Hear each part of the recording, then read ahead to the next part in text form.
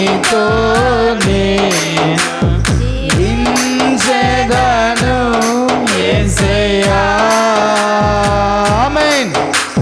ప్రభు సన్నిధిలో మనందరం కూడా పాపాల ఊబిలో ఉన్నప్పుడు దేవుడు మనల్ని ఎంతో ప్రేమించి ఏ తోడు లేని మనకున్న తోడుగా నిలిచి పాపాల ఊబిలో నుంచి లేవలెత్తిన ప్రభును స్తుతించుదాం.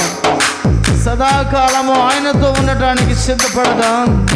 హల్లెలూయా, స్తోత్రం.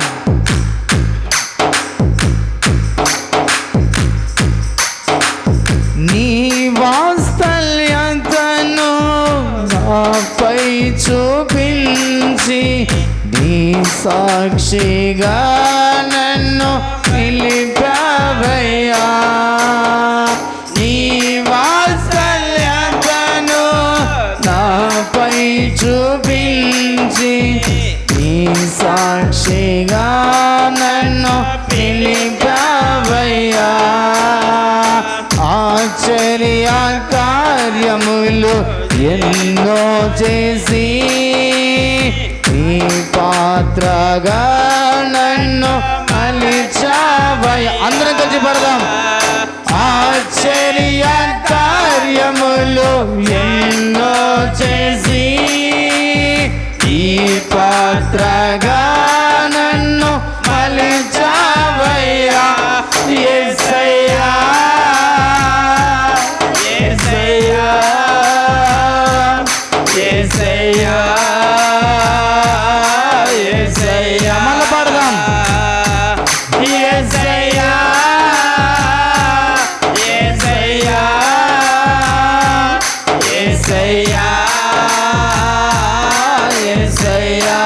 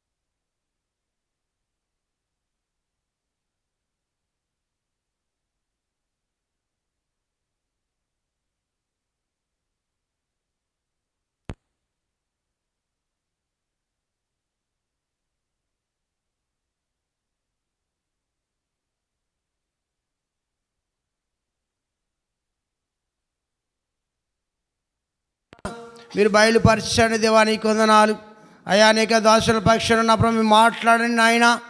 మీరు మాట్లాడుతూనే కానీ నాయన అనేక దాసురాలు మాట్లాడలేదు నా తండ్రి.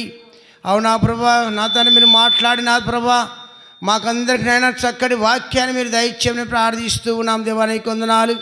అలాగే నాయన ఇంకా రావాల్సిన బిడ్డలు ఎంతమంది నా ప్రభా రావాలి నా తండ్రి, అలాంటి బిడ్డలందరినైనా త్వరగా నా తండ్రి నీ స్థానం దానికి రాగలరు నీ కృపను గ్రహించమని ప్రార్థిస్తూ ఉన్నాం దేవా, నీకు వందనాలు నా ప్రభా. మీరు నాయన నీకు దాసులను ప్రయాణం అంతర్లో నా ప్రభా క్షేమంగా నాయన మా మధ్యకు నడిపించిన విధానాన్ని బట్టి నీకు వందనాలు చెల్లిస్తూ ఉన్నాం అయ్యా. నా తండ్రి నా ప్రభా మా మధ్యలో నీకు నా ప్రభా ఎలాంటి సైతాను నా ప్రభా మా మధ్యలో ప్రవేశించకుండా నా తండ్రి నీ యొక్క వాక్యాన్ని నా ప్రభా ఎత్తుకొని వెళ్ళకూడదు నాయన. ఆ యొక్క సాతాను అనే వాడిని మీరు అనగదొక్కి నా తండ్రి మాకు పక్క హృదయాల్లో నా ప్రభా నీ యొక్క వాక్యాన్ని నాన్న నీరు కట్టి ఫలించే భాగ్యం అనుగ్రహించి ప్రార్థిస్తూ ఉన్నాను దేవా, నీకు వందనాలు నా ప్రభా. మరొకసారి నా తండ్రి నా ప్రభా నీకు దాసులను బలపరుచుకొని నేను లోతైన సత్యాలను లోతైన మార్పాలను నా ప్రభా మాకు వినిపించడానికి సహాయం చేయమని ప్రార్థిస్తూ ఉన్నాను దేవా, నీకు వందనాలు. అలాగే నా ప్రభా నా తండ్రి బిడ్డలు నా ప్రభా నేను ఇక ఆలయం చుట్టూ అనేక దూతలు కూడా కావలించి మహిమ పొందమని ప్రార్థిస్తూ ముందు నా సమయంలో చేతులకు అప్పచెప్పుకుంటూ ఈ కొద్ది ప్రార్థన నజరుడైన యేసు నామమున పేరిట అడిగి వేడుకొనుచున్నాము తండ్రి, ఆమేన్. ఆమేన్. అందరు కూర్చున్నమ్మా.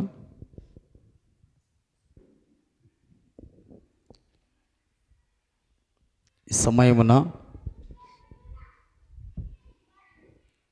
దూర ప్రయాణం నుంచి దైవ సేవకురాలు మన మధ్యకు వచ్చినప్పటికీ మనం ఇంకా ఇళ్ళ దగ్గరే ఉండి నిర్లక్ష్యం చేస్తూ సమయాన్ని వృధా చేస్తూ ఉన్నాం. కాబట్టి ఇంకా ఇళ్ళ దగ్గర ఉన్నవారు ఆలస్యం చేయకుండా ప్రభు సన్నిధికి రావాలని మనవి చేస్తూ ఉన్నాం. ఈ సమయమున మన మధ్యకు ఎంతో వర్షం ఉన్నప్పటికీ బిజీగా ఉన్నప్పటికీ దైవజకురాలు యేసయ్య మార్గము సత్యము జీవము మినిస్ట్రీస్ ఆత్మకూరు దైవ సేవకురాలు డాక్టర్ ఎంకే రాజేశ్వరమ్మ గారు మన మధ్యలో ఉన్నారు. వారు కొద్ది నిమిషాల వాక్యాన్ని బోధిస్తారు. సమయాన్ని దైవ సేవకురాలకి సమయాన్ని అప్పగిస్తూ ఉన్నాం. చప్పలు కొడుతూ దైవ సేవకురాలకి సమయాన్ని ఇద్దాం.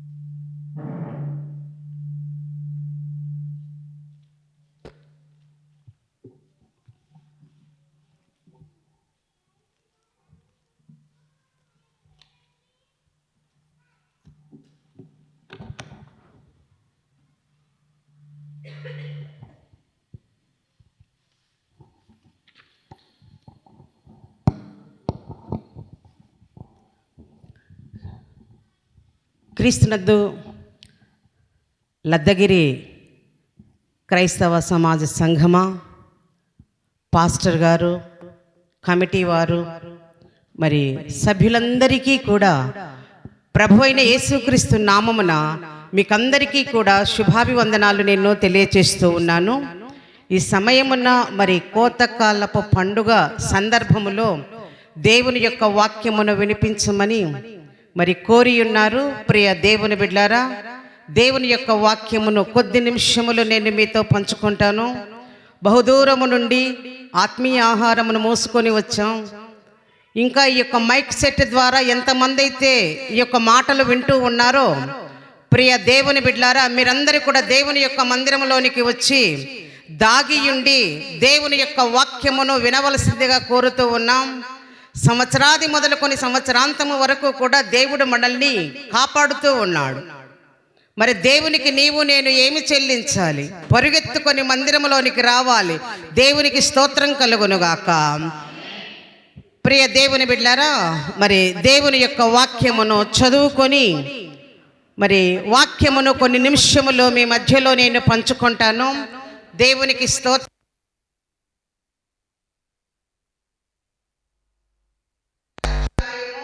28వ వచనమును చదువుకుందాం.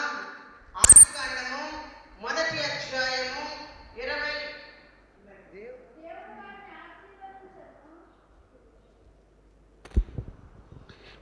దేవునికి స్తోత్రం కలుగునుగాక. ప్రియ దేవుని బిడ్డారా, అందరూ కూడా దేవుని యొక్క వాక్యమును తీద్దామండి. 1వ అధ్యాయము 28వ వచనము, దేవుడు వారిని ఆశీర్వదించెను ఎట్లనగా, మీరు ఫలించి అభివృద్ధి పొంది విస్తరించి భూమిని నిండించి దానిని లోబరచుకొనుడి. సముద్రపు చేపలను ఆకాశ పక్షులను భూమి మీద ప్రాకు జీవిని ఏలుడని దేవుడు వారితో చెప్పెను. దేవుడు వాక్యమును దీవించునుగాక. ప్రార్థన చేయుదము. మహాగణుడా, పరిశుద్ధుడా, స్తుతులకు కారణభూతుడా, నీ పాదములకు వందనములు స్తోత్రములు చెల్లించటానికి మా ఆయుష్కాల దినములలో ఇంకొక నూతన దినమును దయాకిరీటముగాను అనుగ్రహించి ఉన్నావు ప్రభువా. దేవాన్ని పాదములకు వందనాలయ్యా. ఈ యొక్క కోతకాలపు పండుగ అర్పణ సమయంలో ప్రభువా, నీ మందిరావరణములో మేము సజీవ సంఖ్యలో చేరియున్నాము నాయన. దేవా స్తోత్రము నాయన. వాక్యమును ధ్యానిస్తూ ఉండగా ఇంకనూ అనేకులను నీ యొక్క మందిరములోనికి రప్పించుమని వేడుకుంటూ ఉన్నాం. ఆనంద స్తుతి గానములు చేస్తూ ప్రభువా, నీ మందిరములోనికి అందరము ప్రవేశించి నీ యొక్క వాక్యమును విని గ్రహించగల చెవులను మాకు అనుగ్రహించుమని వేడుకుంటూ ఉన్నాం. కరెంటును నీ అధీనములో ఉంచుకునండి. కార్యారంభం మొదలుకొని కార్యాంతము వరకు కూడా నీ యొక్క సన్నిధిని మాతో ఉంచుమని దేవా, మరి తండ్రి, మరి మా యొక్క హృదయ నేత్రములను తెరిచి వాక్యమును గ్రోలుకొనే సద్హృదయమును మాకు అనుగ్రహించుమని నజరేయుడైన యేసుక్రీస్తు నామమున కృతజ్ఞతాస్తుతులు చెల్లిస్తూ అడిగి వేడుకొనుచున్నాను తండ్రి, ఆమేన్. అందరూ చక్కగా వినండి ప్రియ దేవుని బిడ్డలారా. అటు ఇటు కదలొద్దండి దయచేసి. మరి ఈ యొక్క కోతకాలపు పండుగ కాలములో మనం ఉంటూ ఉన్నాం కదా. ఎంతో సంతోషముతో మనము పరిగెత్తుకొని దేవుని యొక్క మందిరములకు అర్పణలు కానుకలను చెల్లించటానికి రావాలి అని ఈ పండుగ ప్రతి సంవత్సరము కూడా మనము జరుపుకుంటూ ఉంటాం. దేవునికి స్తోత్రం అండి. అయితే ప్రియ దేవుని బిడ్డారా, ఇక్కడ మరి నేను మీకు కొన్ని మాటలను నేను మీకు తెలియచేస్తానండి. దేవునికి ఈ పండుగ ఎలాంటిది అని మనము గమనించినట్లయితే, దేవునికి మానవుని యొక్క మనస్సునకు సంబంధించినది ఈ కోతకాలపు పండుగ. ఏదోలే 10వ భాగం తెస్తూ ఉన్నాం, చందా ఇస్తూ ఉన్నాం, ఆ యొక్క గింజలు తెస్తూ ఉన్నాం, పండినదంతా కూడా ఇస్తూ ఉన్నాం, వెళ్తూ ఉన్నామని కాదు. కానీ వాక్యము యొక్క మర్మపు లోతులను మీరు గమనించాలి ప్రియ దేవుని బిడ్డలారా. అందుకని ఇక్కడ దేవునికిని మానవుని యొక్క మనస్సునకును చాలా అవినాభావ సంబంధము ఉన్నది. దేవునికి స్తోత్రం అండి. ధర్మశాస్త్రము అమలులో రాకముందే ధర్మశాస్త్రం ఏమని చెప్తూ ఉన్నది?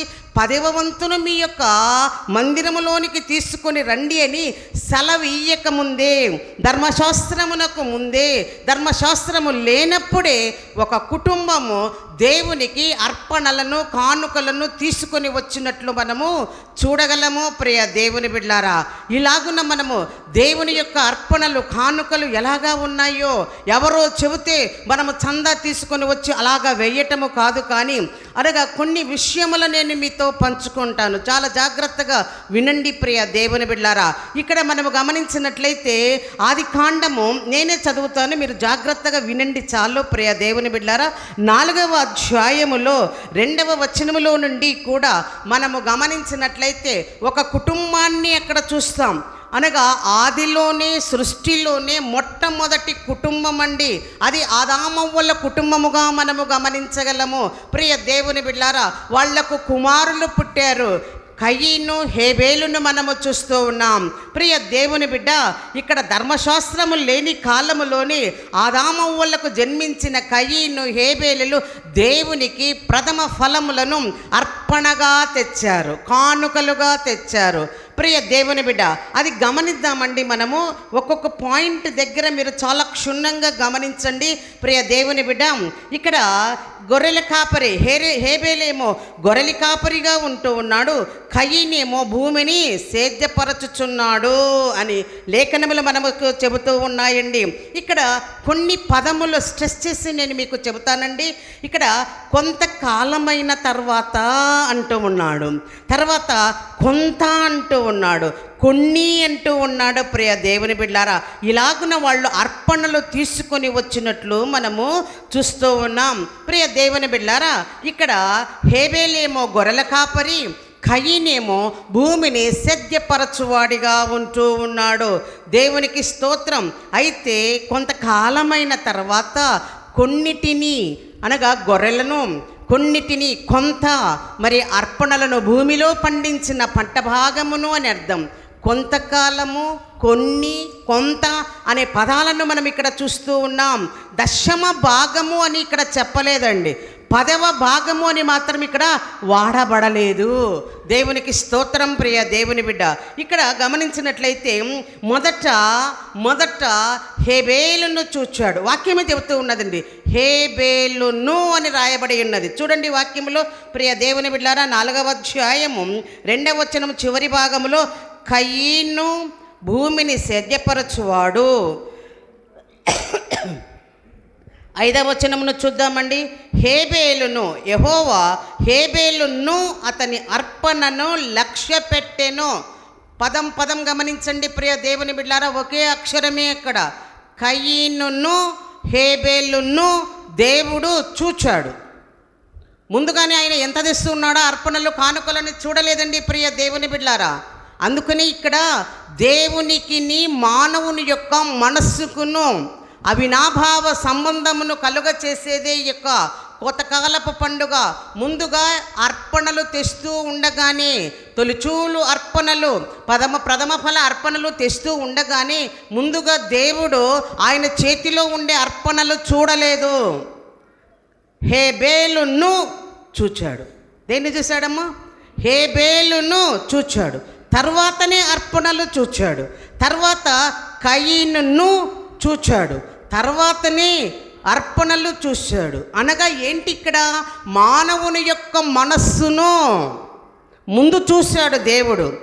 హేబేలు యొక్క మనస్సును చూచాడు, కయీను యొక్క మనస్సును చూచాడు, తర్వాతనే అర్పణలు చూచాడు. ప్రియ దేవుని బిడ్డారా, చాలామంది మా దగ్గర అర్పణలు లేవులే అని ఆలయమునకు రాలేక చాలామంది ఇండ్ల దగ్గర ఉంటారండి. కాదండి, దేవుడిని యొక్క హృదయాన్ని చూస్తూ ఉన్నాడని గమనించుకోవాలి ప్రియ దేవుని బిడ్డారా. ఉంటే మనకు కలిగినదే మనం ఇద్దాం. మన దగ్గర ఏమీ లేదనుకోండి, దేవా అనాది సంకల్పము చొప్పున నాలోన జీవవాయువును ఊది ఆత్మను ఊదేవే, ఆ మనస్సును నీకు ఇయ్యడానికి నేను వచ్చాను దేవా. అయ్యా, అల్పురాలినైనా అల్పుడనైనా నన్ను అంగీకరించుము దేవా, నా హృదయాన్నే నీకు సమర్పిస్తూ ఉన్నాను దేవా, నీ మందిరములో నేను దాగి ఉంటాను దేవా అని ప్రార్థన చేసుకొనుటకు ప్రతి ఒక్కరు కూడా పరిగెత్తి రావాలండి, పరిగెత్తి రావాలి ప్రియ దేవుని బిడ్డారా. మనకు లేదే అని మనం కూర్చోకూడదు. యెహోవా మందిరమునందు మీరు దాగి ఉండండి అని మూలవాక్యముగా తీసుకున్నారు. దాగి ఉంటే దుష్టుడు మనల్ని దోచుకోలేడు. దేవునికి స్తోత్రం చెప్దామా? దేవునికి స్తోత్రం. ప్రియ దేవుని బిడ్డారా, నీవు ఎప్పుడైతే మందిరంలో దాగి ఉంటావో దుష్టుడు నిన్ను దోచుకోలేడు, వ్యర్థుడు నీ మధ్యలో సంచరించాడు. దేవునికి స్తోత్రం. అందుకనే దేవుని యొక్క మందిరంలోనికి నీవు రావాలి. నీ హృదయాన్ని చూస్తూ ఉన్నాడు. ఇంతవరకు గతకాలంలో నీవు ఎలాగున దేవునికి దూరమై జీవించావో, అన్యాచారముల ప్రకారము నీవు జీవించావో, అయితే వాటన్నింటికి గతించిన కాలము చాలును. దేవా, ఆ సమయము, ఆ జీవితము నాకొద్దయ్యా. నీ మందిరావరణంలో నా హృదయాన్ని శుద్ధీకరించుకొనుటకు నేను వచ్చానయ్యా, నన్ను ఆశీర్వదించు. నువ్వు తెచ్చిన అర్పణను కాదండి ప్రియ దేవుని బిడ్డారా. అలాగునే కయీనును చూచాడు, హేబేలును చూచాడు. అయితే హేబేలు యొక్క అర్పణలను లక్ష్య పెట్టాడు. ఎందుకు? కారణం ఎందుకు అనంటే, సమర్పణ అనేది మనము హృదయపూర్వకముగా చేయటానికి సిద్ధపడి ఉండాలి ప్రియ దేవుని బిడ్డారా. అందుకని ఇక్కడ కయీను తెచ్చిన అర్పణలను దేవుడు అంగీకరించినట్లు మనము చూస్తూ ఉన్నాం. తర్వాత కయీను అర్పణను దేవుడు లక్ష్య పెట్టలేదు. ఒక కానుకనేమో లక్ష్య పెట్టాడు, ఇంకొక కానుకనేమో లక్ష్య పెట్టని దేవుణ్ణి మనము చూస్తూ ఉన్నాం. దేవునికి ముందుగా హేబేలు యొక్క హృదయం నచ్చినదండి.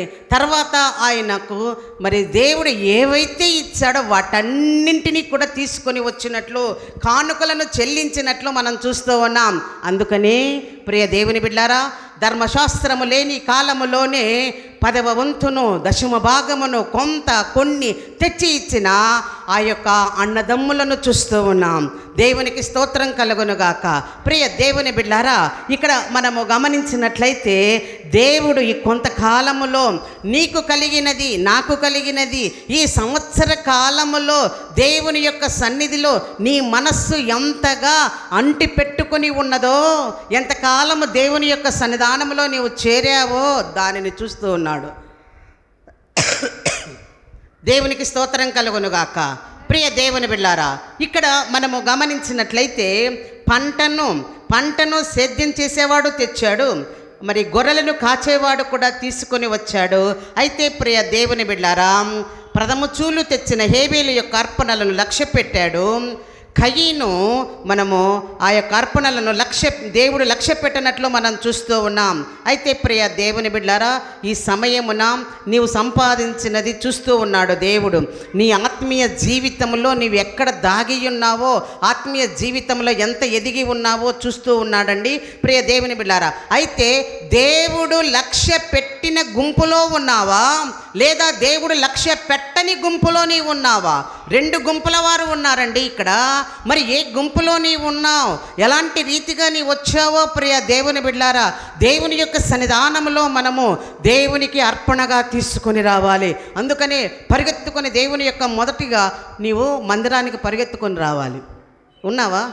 మీకంటే ముందుగా దేవుడు ఇక్కడ కూర్చొని ఉంటాడు. స్పీకర్ కాదు, పాస్టయ్య కాదు, దేవుడే ఇక్కడ కూర్చొని ఉంటే నీవు ఆలస్యంగా వస్తూ ఉంటే నీవేం చెప్తావు దేవునికి? ఏం వింటావు నీవు? కార్యారంభం మొదలుకొని కార్యాంతం వరకు కూడా దేవుని యొక్క వాక్యమును వింటేనే నీవు గ్రోలుకుంటావు ప్రియ దేవుని బిడ్డ. అందుకని ఇక్కడ మనము గమనించినట్లయితే ఈ కొంతకాలములో కొంతకాలాన్ని దేవునికి మనము అర్పించవలనని వాక్యము సెలవిస్తూ ఉన్నది ప్రియ దేవుని బిడ్డారా. మరి లేవియా కాండము 27వ అధ్యాయము 26వ వచనములో కూడా మనము గమనించినట్లయితే ధర్మశాస్త్రము ఏ విధంగా చెబుతూ ఉన్నది, జంతువులలో తొలిపిల్లను యెహోవాకు అర్పణగా తీసుకొని రావాలి అని. అర్పణలన్నీ కూడా మీరు పలుమారులు ఈ యొక్క వాక్య భాగమును చదివి ఉంటారు ప్రియ దేవుని బిడ్డారా. అయితే ఈ సమయమున లూకా సువార్త 13వ అధ్యాయము 6 నుండి 9 వచనముల వరకు కూడా మీరు గమనించాలి ప్రియ దేవుని బిడ్డారా. అందరూ తలలు పైకెత్తండి. లూకా సువార్త 13వ అధ్యాయం 6 నుండి 9 వచనముల వరకు కూడా మనము గమనించినట్లయితే ప్రియ దేవుని బిడ్డారా, అక్కడ మరి దేవుడైన యేసయ్య ఒక ఉపమానమును చెబుతూ ఉన్నాడు. ద్రాక్ష తోట దగ్గరికి ఒక యజమానుడు వచ్చాడండి. అనగా 3 సంవత్సరముల నుండి అక్కడ ఏమైనా ఫలములు ఉన్నాయా అని వెతకటానికి అక్కడికి యజమానుడు వస్తూ ఉన్నాడు. ఆ ద్రాక్ష తోటలో ద్రాక్ష చెట్లే ఉండాలి. అయితే ఆ ద్రాక్ష తోట మధ్య భాగములో అంజూరపు చెట్టు కూడా ఉన్నది. 2 ఫలించే అనుభవములేనండి. ద్రాక్ష ఫలిస్తుంది, అంజూరపు చెట్టు కూడా విస్తారమైన ఫలములు ఫలిస్తుంది. అయితే 3 సంవత్సరములైందండి, ఫలములను వెతుక వస్తూ ఉన్నాడు అక్కడ యజమానుడైన వాడు ప్రియ దేవుని బిడ్డారా. ఆ సమయమున అంజూరపు చెట్టు దగ్గరికే వెళ్ళాడు. ద్రాక్ష చెట్లను చూశాడు ఆ యజమానుడు. లేదండి, ద్రాక్ష తీగలు చూడలేదు, కానీ ఆ ఫలములు చూడలేదు, కానీ మధ్యలో ఉండే అంజూరపు చెట్టు దగ్గరికే వెళ్ళాడు. ఫలించని అంజూరపు చెట్టును చూశాడు. ఎన్ని సంవత్సరముల నుండి? 3 సంవత్సరముల నుండి చూస్తూనే ఉన్నాడు. కాపు కాయలేదు. 1 by 1 గమనించుకుందాం ప్రియ దేవుని బిడ్డారా. కాపు కాయలేదండి ఆ యొక్క అంజూరపు చెట్టు కాపు కాయనందున ప్రియ దేవుని బిడ్డారా, దీనిని నరికివేయము అంటూ ఉన్నాడు. గమనించండి, ఈ యొక్క ద్రాక్ష ఫలము ఫలిస్తుంది, అంజూరపు ఫలము కూడా ఫలిస్తుంది. 2 కూడా గానుగల్లో వేయబడి, క్రష్ చేయబడి, నలుగగొట్టబడి నీకు నాకు పానీయముగా, ఆహారంగా అవి ఉపయోగపడతాయి. దీనికి నీ గొల్గొతా కొండపైన వేలాడిన యేసయ్యకును అవినాభావ సంబంధము ఉన్నది. వేకోజామున్ని ఒంటరిగా ప్రభువైన యేసు లేచి ఒలీవల తోటలోనికి వెళ్ళి ఒంటరిగా ప్రార్థన చేసుకునేవాడు. ఆ గానుగలను చూసేవాడేమో నా యొక్క మరి శరీరము ఈలాగున భవిష్యత్తులో ఆ గొల్గొతా కొండపైన ఆ గానుగలు క్రష్ చేయబడాలి, నలుగగొట్టబడాలి, నా ద్వారా చిందించిన రక్తము ద్వారా నా ప్రజలకు విడుదల విమోచన కలగాలి. ఎంత అవినాభావ సంబంధం ఉన్నదండి ప్రియ దేవుని బిడ్డారా. ఇక్కడ ఆ యజమానుడు ఆ యొక్క మరి అంజూరపు చెట్టును వెతకవచ్చాడు ప్రియ దేవుని బిడ్డ. అయితే ఫలమేమీయూ లేదు, దీన్ని నరికివేయి, దీని నుండి భూమి ఎలా వ్యర్థం కావాలి, నరికేసేయి చెబుతా ఉన్నాడు. అయితే ప్రియ దేవుని బిడ్డ అక్కడ తోటమాలి అంటున్నాడు, అయ్యా ఈ సంవత్సరము మటుకు ఉండనీయమయ్యా, నేను దానిని బాగా పాదు తీసి నేను అది ఇది చేసి నేను పెంచుతానయ్యా, అయ్యా ఇంకొక ఛాన్స్ దానికి ఇవ్వమని అడుగుతూ ఉన్నాడు. ప్రియ దేవుని బిడ్డారా బాగా గమనించండి ప్రియ దేవుని బిడ్డ. ఒకే తోట, ఒకే నేల, ఒకే భూమి, ఒకే నీరు, ఒకే ఎండ, ఒకే సంరక్షణ అన్నీ కూడా ద్రాక్షకు ఉంది, అంజూరపు చెట్టుకు ఉన్నది. ఒకటేమో ఫలించినది, ఒకటేమో ఫలించలేదు. మరి మీకు సేవకుడైన వాడు ఒకే వాక్యమును అన్ని రకములుగా విత్తుతూ ఉన్నాడు. కొన్ని ఆత్మలు ఫలిస్తూ ఉన్నాయి, కొన్ని ఆత్మలు ఫలించటము లేదు. గమనించుకోండి. అయితే ప్రియ దేవుని బిడ్డారా ఇంకా మనల్ని దేవుడు ఏమీ చెయ్యకుండా ఈ దినమున మనము దేవుణ్ణి సన్నతిస్తూ ఉన్నాం ప్రియ దేవుని బిడ్డ. గమనించుకోండి. అనగా ఇక్కడ ఫలించే అనుభవమును తెలుపుతూ ఉన్నది కోతకాలపు పండుగ. మొదటిగా దేవునికి మానవుని యొక్క మనస్సుకు సంబంధం ఉన్నది కోతకాలపు పండుగతో. తర్వాత ఫలించే అనుభవము ఉన్నది కోతకాల అనుభవముతో. ఇక్కడ మనమందరం కూడా ఉన్నాం కదా చర్చిలో ఉన్నాం కదా ప్రియ దేవుని బిడ్డలారా. ఇదిగో నేను దేవునికి ఆ ఫ్యాన్ ఇచ్చిన, ఈ క్యామ్ ఇచ్చిన, ఈ స్టూల్ ఇచ్చిన, లేదా ఇంకా ఏదో నేను ఇచ్చినాను అనేసి మనం చెప్పుకుంటూ ఉంటాం కదా. చెప్పుకుంటూ ఉండే నాది ఈ సంఘం, నేను ఉండాలి ఈ సంఘంలో నేనే అనుకొని మనం గొప్పలు పోతూ ఉంటాం కదా. అయితే ప్రియ దేవుని బిడ్డారా నీ యొక్క ధనాన్ని బట్టి, నీ యొక్క అందాన్ని బట్టి, నీ యొక్క కలిగిన హోదాను బట్టి ప్రతిదీ కూడా నీకు అనుగ్రహించిన దానిని బట్టి ఈ లోకంలో ఈ సంఘంలో స్థానం ఉంది అని అనుకుంటూ ఉన్నావేమో. కానీ ప్రభు యొక్క సన్నిధిలో దేవునికి సంపూర్ణ సమర్పణ నీవు చెయ్యకపోతే, హృదయాన్ని అంగీకరించకపోతే ఆ యొక్క పరలోక రాజ్యం అనే మందిరములో నీకు నాకు తావు ఉండదు. అర్థమైందా అండి? ఇక్కడ నాది అని అంటాం, అక్కడ పోతే వెలివేయబడతామేమో. వెలివేయబడే గుంపులో నీవు నేను ఉండకూడదు. అందుకని ఆత్మఫలములు మనం ఫలించాలని దేవుని యొక్క వాక్యము ఈ యొక్క మధ్యాహ్న కాల సమయంలో నీతో నాతో మాట్లాడుతూ ఉన్నది ప్రియ దేవుని బిడ్డలారా. ఇక్కడ ఈ యొక్క తోటమాలి యజమానునికి అయ్యా ఈ సంవత్సరము మాత్రము ఉండనిమ్మయ్యా అని ఎట్లాగా గోజాడుకుంటూ ఉన్నాడో అలాగునని మృత్యుంజయుడై లేచిన ప్రభు అయిన యేసు తండ్రి దగ్గర మనకును దేవునికి మధ్యవర్తిగా ఉండి అయ్యా ఈ నా కుమారుడు ఈ నా కుమార్తె ఈ సంవత్సరం కూడా ఫలించలేదయ్యా, నీవు హృదయాన్ని మనస్సును చూస్తూ ఉన్నావయ్యా, అయితే నీ మందిరమందు నివసించు వారు ధన్యులోని సంవత్సరముల తరుబడి వింటూ ఉన్నారయ్యా, అయితే హృదయ సమర్పణ చేయలేక వీళ్ళు ఉన్నారయ్యా, వీరిని క్షమించుమయ్యా, ఇంకొక సంవత్సరము వీళ్ళకు ఆయుష్నివ్వుమయ్యా అని అక్కడ ప్రభు అయిన యేసు నీ కొరకు నా కొరకు మొరపెడుతూ ఉంటే ప్రియ దేవుని బిడ్డలారా ఈ సంవత్సర కాలములో గడిచిన కోతకాలపు పండ మొదలుకొని నేటి దిన కోతకాలపు పండుగ వరకు కూడా ఆయుష్కాల దినములలో పెంపొందింప చేసి దినమున సజీవ సంఖ్యలో నీవు నేను దేవుని యొక్క మందిరంలోనికి వచ్చామనంటే దేవుని యొక్క కృపయై ఉన్నది. నోరు గల వారందరూ కూడా హల్లెలూయా స్తుతిగానము చేయుదురుగాక. దేవునికి స్తోత్రం.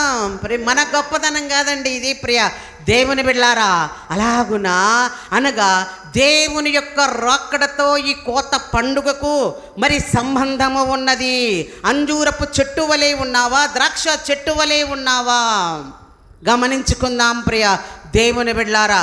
కాబట్టి దేవుని యొక్క వాక్యములో మనల్ని కూడా దేవుడు మరి నరికివేయము అంటే ప్రభు అయిన యేసు మొరపెట్టుకుంటూ ఉన్నాడండి మన కొరకు ప్రియ దేవుని బిడ్డలారా. ఇక్కడ మరి మొక్కుబడిని మనము చెల్లించామా లేదా? ఈ దినము, ఈ సంవత్సరము దేవునికి మనము ఒప్పుకున్న మొక్కుబడులన్నింటినీ కూడా చెల్లించటానికి దేవుని యొక్క మందిరమునకు వచ్చాం. ఇక్కడ మరి కోతకాలపు పండుగ అంటూ ఉన్నాం కదా ప్రియ దేవుని బిడ్డారా. ధర్మశాస్త్రం వచ్చినాక, నూతన నిబంధన వచ్చినాక ధర్మశాస్త్రములో కూడా మోషే తెలియచేశాడండి. పస్కా పండుగ తర్వాత 50వ దినమున, గమనించండి, పస్కా పండుగ తర్వాత 50వ దినమున లేదా 7 వారములు గడిచిన తర్వాత జరుపుకునే పండుగను ప్రథమ ఫలముల పండుగ, పెంతెకోస్తు పండుగ. చూడండి, పెంతెకోస్తు అంటే 50 అని అర్థం అండి ప్రియ దేవుని బిడ్డారా. అనగా పలు పలు రకాలుగా పేర్లు ఉన్నాయి దీనికి. పెంతెకోస్తు పండుగ అంటారండి, పంట కూర్చుబడు పండుగ అంటారు, దీనినే కోతకాలపు పండుగ అని అంటారు ప్రియ దేవుని బిడ్డారా. ఇలాంటి పండుగను మనము ఈ దినమున జరుపుకుంటూ ఉన్నాం, ఆనందోత్సాహముతో జరుపుకుంటూ ఉన్నాం. అయితే మనము ఎలాగా వచ్చాం దేవుని యొక్క సన్నిధానములోనికి? మీరు ఎలాగా ఉన్నారో తెలుసా? ఇక్కడుండి మీ ముఖాలు చూసుకుందరండి. నేనేం చెప్తున్నా? కోపంగా చెప్తున్నారా ఏమన్నా? దేవుని యొక్క వాక్యాన్ని మీ కొరకు మోసుకొని వచ్చానండి ప్రియ దేవుని బిడ్డారా. సంతోషంగా వినాలి, చురుకుగా ఉండటం కూడా ఒక భాగ్యమే. సంతోషంగా దేవుని యొక్క వాక్యమును మనము గ్రోలుకొనాలి ప్రియ దేవుని బిడ్డారా. ఆనందంతో దేవుని యొక్క వాక్యాన్ని మనము గ్రోలుకోవాలండి. అయితే ఇక్కడ మనము గమనించినట్లయితే ప్రియ దేవుని బిడ్డలారా, ఫలించే అనుభవం ఉండాలి. రాకడతో కోతకాలపు పండుగకు కూడా సంబంధము ఉన్నదన్నట్లు మనము గమనించాం. ఇంకొక విషయము ఏమిటి అనగా, మరి ఇక్కడ నిండు హృదయముతో దేవునికిస్తే నీవు ఆశీర్వదింపబడతావు. నిండు హృదయముతో నీవు దేవునికి ఇస్తే ఆశీర్వదింపబడతావు. ఒక్కసారిగా మనము పేద విధవరాలిని, ఆమెను గురించి ఎన్ని మాటలు వినింటారు కదా ప్రియ దేవుని బిడ్డారా. పేద విధవరాలు, ఆమె వచ్చి కానుకలేస్తూ ఉన్నది. అందరూ కానుకలు సమర్పించేటప్పుడు ప్రభువైన యేసు అలాగా కూర్చొని ఉండి చూస్తూ ఉన్నాడు. కానుకల పెట్టెల దగ్గరికి వచ్చి కానుకలు సమర్పించే వాళ్ళని అందరినీ కూడా చూస్తూ ఉంటే ఈ పేద విధవరాలు కూడా అలాగా నడుచుకుంటూ వచ్చి తన గుప్పిలి విప్పి ఎలాగా వేసినది? చందా డబ్బలో వేసినది. అందరినీ చూస్తూ ఉన్నాడేమో యేసయ్య. అయితే ప్రత్యేకంగా ఈ పేద విధవరాలిని కూడా చూస్తూ ఉన్నాడు, గమనిస్తూ ఉన్నాడు ప్రియ దేవుని బిడ్డ.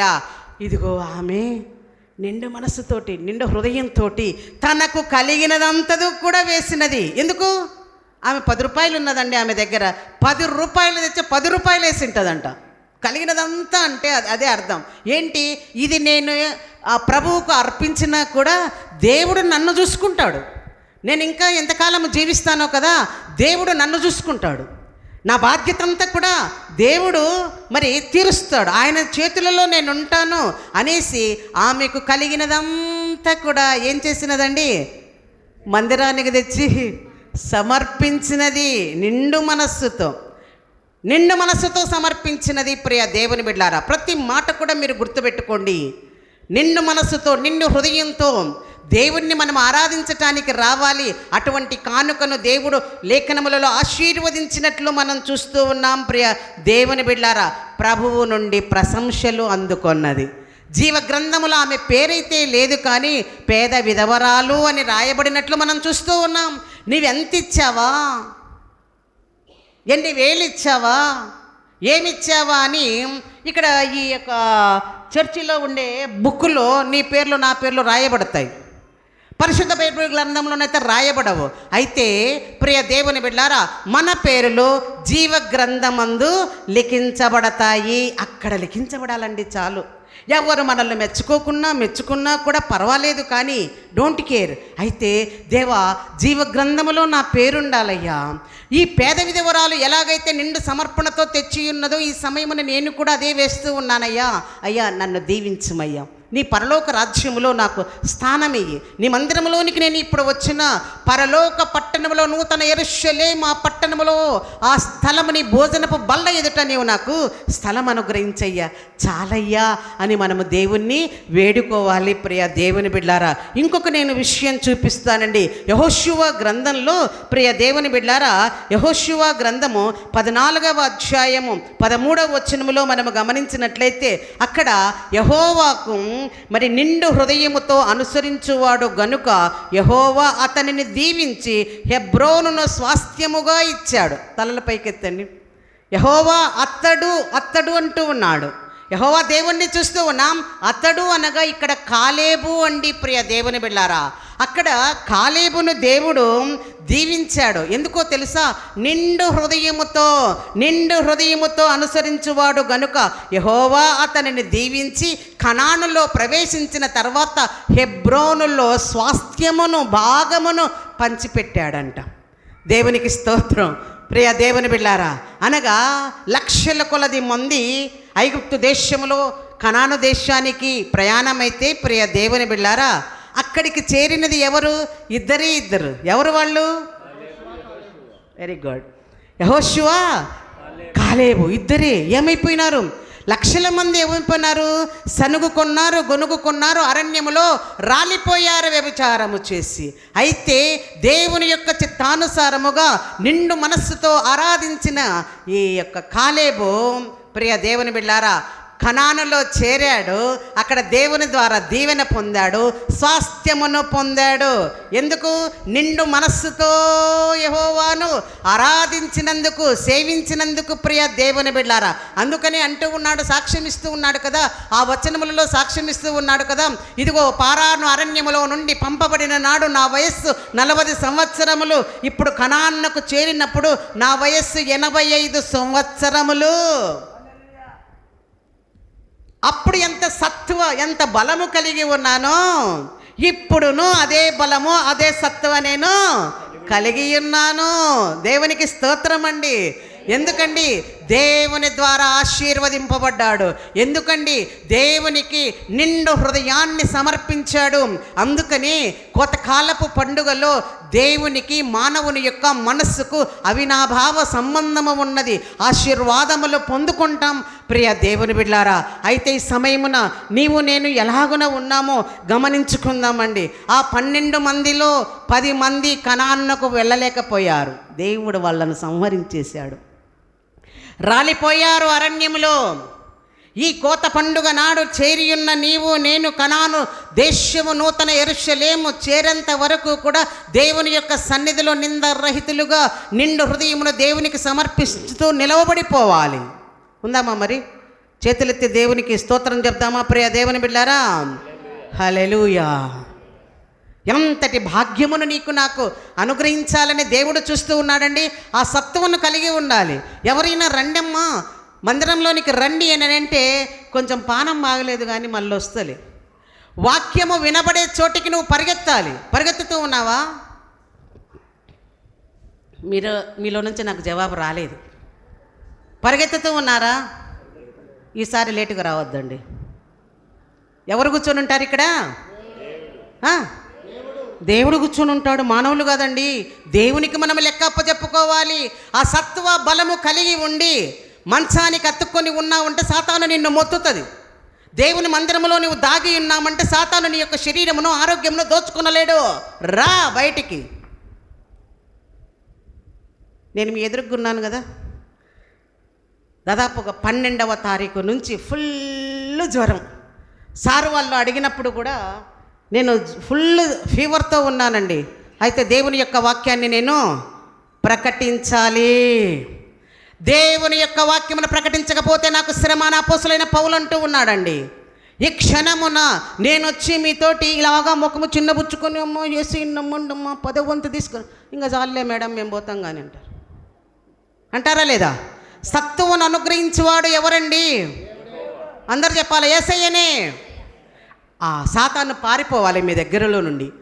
ప్రియ దేవుని బిడ్డారా, ఇలాగున మనము దేవుని యందు సత్తువ కలిగి బలము కలిగి ఉంటాము. దేవుని ద్వారా మనం ఆశీర్వదింపబడతాం. ఎన్ని శోధన, వేదన, దుఃఖములు, మరణములు మనల్ని వెంటాడుతూ ఉన్నా కూడా దేవుడు నిన్ను నన్ను లేవనెత్తుతాడు. ప్రియ దేవుని బిడ్డ, కాబట్టి దేవుని యొక్క మందిరావరణమును మనం నమ్ముకొని ఉందాం. సరేనండి ప్రియ దేవుని బిడ్డారా, అసలైన వాక్య భాగంలోనికి ఇదంతా మీకు ఇంట్రడక్షనే. ప్రియ దేవుని బిడ్డారా, దేవుని యొక్క వాక్య భాగంలోనికి మనం ప్రవేశిద్దాం. ఇంతవరకు కూడా ఈ యొక్క స్టేజ్ మీద, ఈ యొక్క పుల్పీట్ మీద ఉండి చాలామంది దైవ సేవకులు ఈ యొక్క కోతకాలపు పండుగను గురించి మీకు చాలా హెచ్చరికలు చేసి ఉంటారు. అయితే ప్రియ దేవుని బిడ్డారా, దేవుడిచ్చిన జ్ఞానముతో పరిశుద్ధాత్మ పూర్ణులయ్యి ఇక్కడ అన్ని చెప్పబడి ఉంటాయి. అయితే తిరిగి వాటిని జ్ఞాపకము చేయుటకే ఈ అల్పురాలినైన నన్ను దేవుడు మీ ఎదుట సజీవ సంఖ్యలో నిలవబెట్టుకున్నాడు. దేవునికి స్తోత్రము కలుగునుగాక.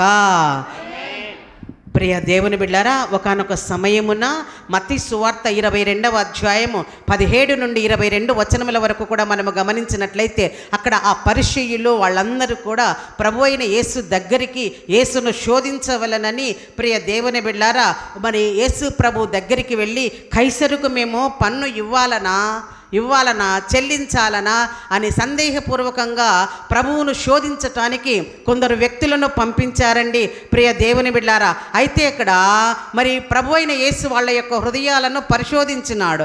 హృదయములను పరిశోధించువాడు యెహోవాయేనండి. ఇక్కడ మనం ఉన్నాం. నీ యొక్క హృదయంలో దేవుని యొక్క ప్రేమ ఉన్నదా? దేవునితో అంటుకట్టబడిన జీవితము ఉన్నదా?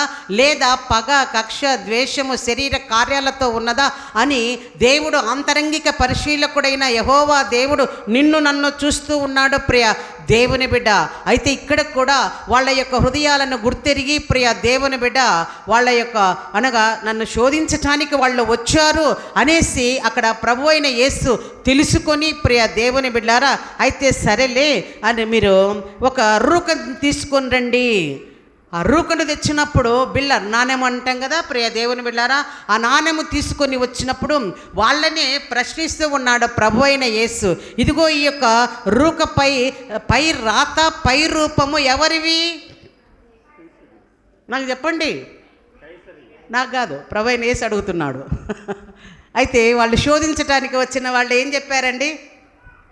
కైసరివి అన్నారు. గవర్నమెంట్కు మనము పొందిన ఈ యొక్క వీటన్నింటిని బట్టి కొంత ట్యాక్స్ పన్ను అనేది గవర్నమెంట్కు మనము చెల్లిస్తాం ప్రియ దేవుని బిళ్ళారా.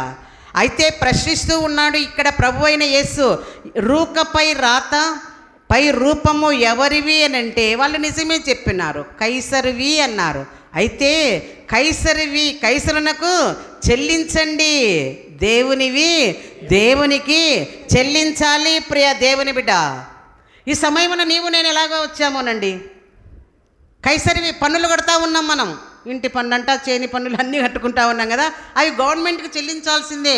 అయితే దేవునికి చెల్లించవలసినవి దేవునికి చెల్లించటానికి నీవు నేను దేవుని యొక్క మందిరంలోనికి రావాలి. అర్థమవుతుందా? కైసరికే దేవునివి దేవునికే చెల్లించాలి ప్రియ దేవుని బిడ్డారా. ఇక్కడ మనము గమనించినట్లయితే ప్రియ దేవుని బిడ్డారా, ఈ సమయమున 3 ప్రశ్నలతో దేవుని యొక్క వాక్యాన్ని నేను మీకు వివరించి బోధిస్తాను.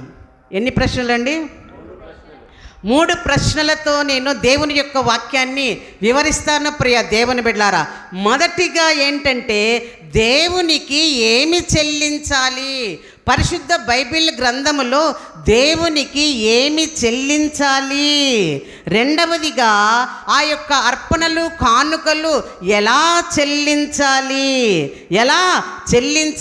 ఏ విధంగా చెల్లించాలి?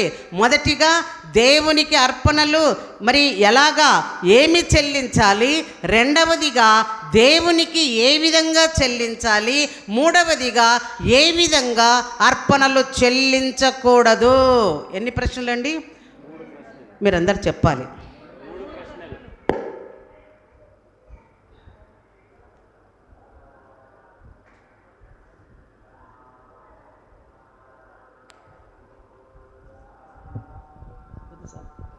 అమ్మా, 3 ప్రశ్నలతోటి నేను మీకు ముఖ్యంగా వివరిస్తాను ప్రియ దేవుని బిడ్డారా.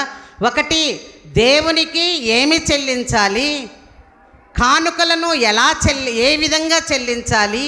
కానుకలను ఏ విధంగా చెల్లించకూడదు, ఈ 3 ప్రశ్నలతో మీకు సమాధానం చెప్పుకుంటూ దేవుని యొక్క వాక్యం యొక్క వివరణ నేను మీకు ఇస్తాను ప్రియ దేవుని బిడ్డలారా.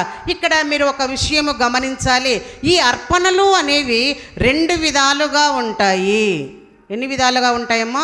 2 విధాలుగా ఉంటాయి. ఒకటేమో ఆత్మ సంబంధమైనవి, రెండవదేమో భూ సంబంధమైనవి. ఒకటేమో ఆత్మ సంబంధమైనవి, రెండవది భూ సంబంధమైనవి, భౌతికమైనవి అని అర్థం అన్నమాట. ఇటువంటి కానుకలను మనము చెల్లిస్తాము ప్రియ దేవుని బిడ్డలారా. ఆత్మ సంబంధమైన కానుకలు 3 ఉన్నాయి, భూ సంబంధమైన కానుకలు 5 ఉన్నాయి. డోంట్ కన్ఫ్యూజ్, మీరు కన్ఫ్యూజ్ కావద్దండి ప్రియ దేవుని బిడ్డలారా.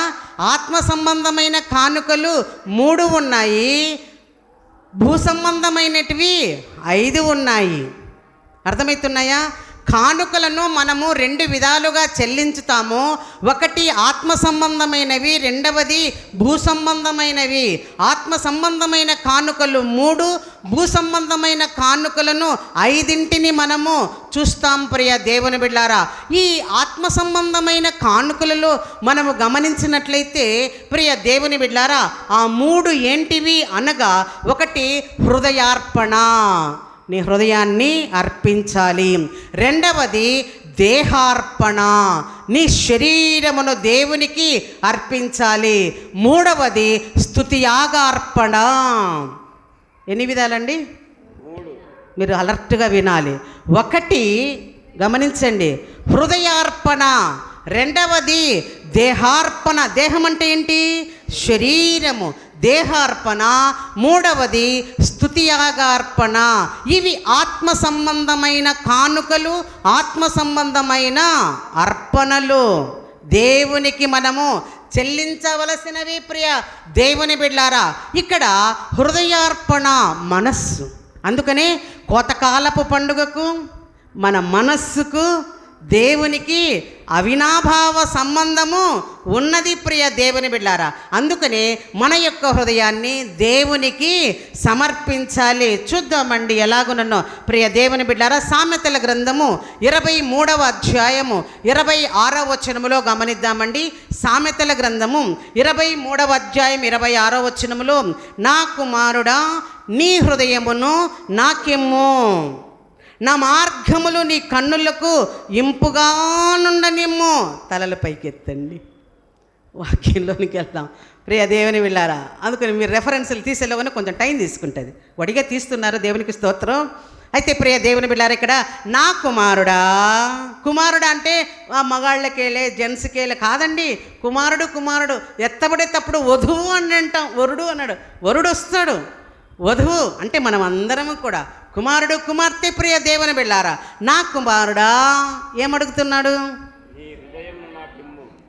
నువ్వు ఒక ఫ్యాన్ తీసుకొని వచ్చి ఇయ్యి, నీ ఒక టేబుల్ ఇయ్యి, ఒక సంచి బ్యాల్లో బియ్యం తీసుకొని వచ్చి ఇయ్యి అంటున్నాడా?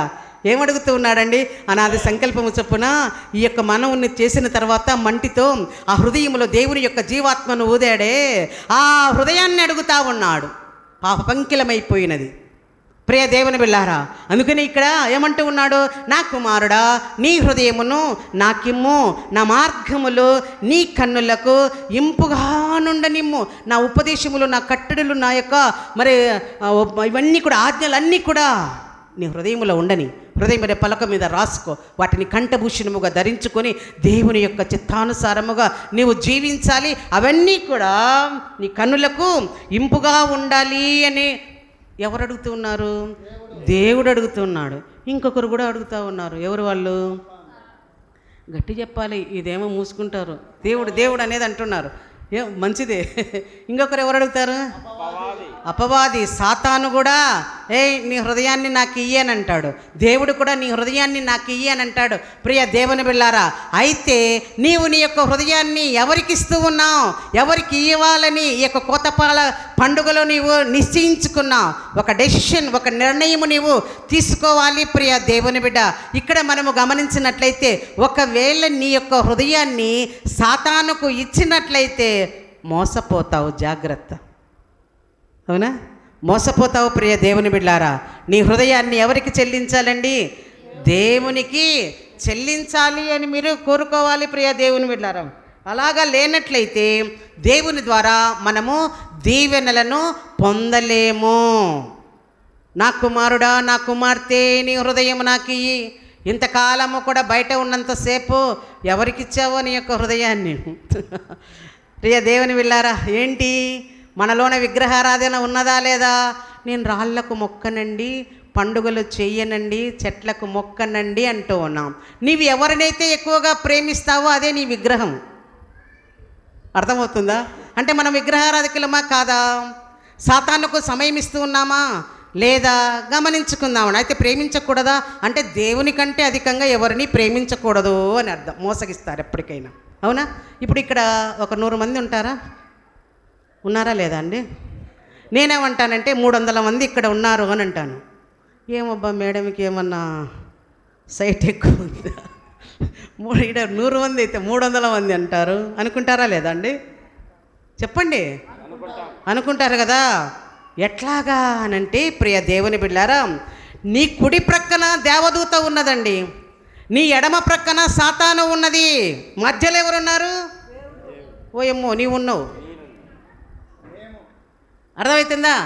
నా పక్కన అనుకుందా, నా కుడి ప్రక్కన దేవదూత ఉన్నది, నా ఎడమ ప్రక్కన సాతాను ఉన్నది, మధ్యలో నేనున్నా. అలాగే నీ కుడి ప్రక్కన నీ ఎడమ ప్రక్కన సాతాను అపవాది దూత ఉన్నది, మధ్యలో నీవు ఉన్నావు. నువ్వు బాగా నోరు తెలుసుకుని వాక్యాన్ని వింటూ ఉన్నావు.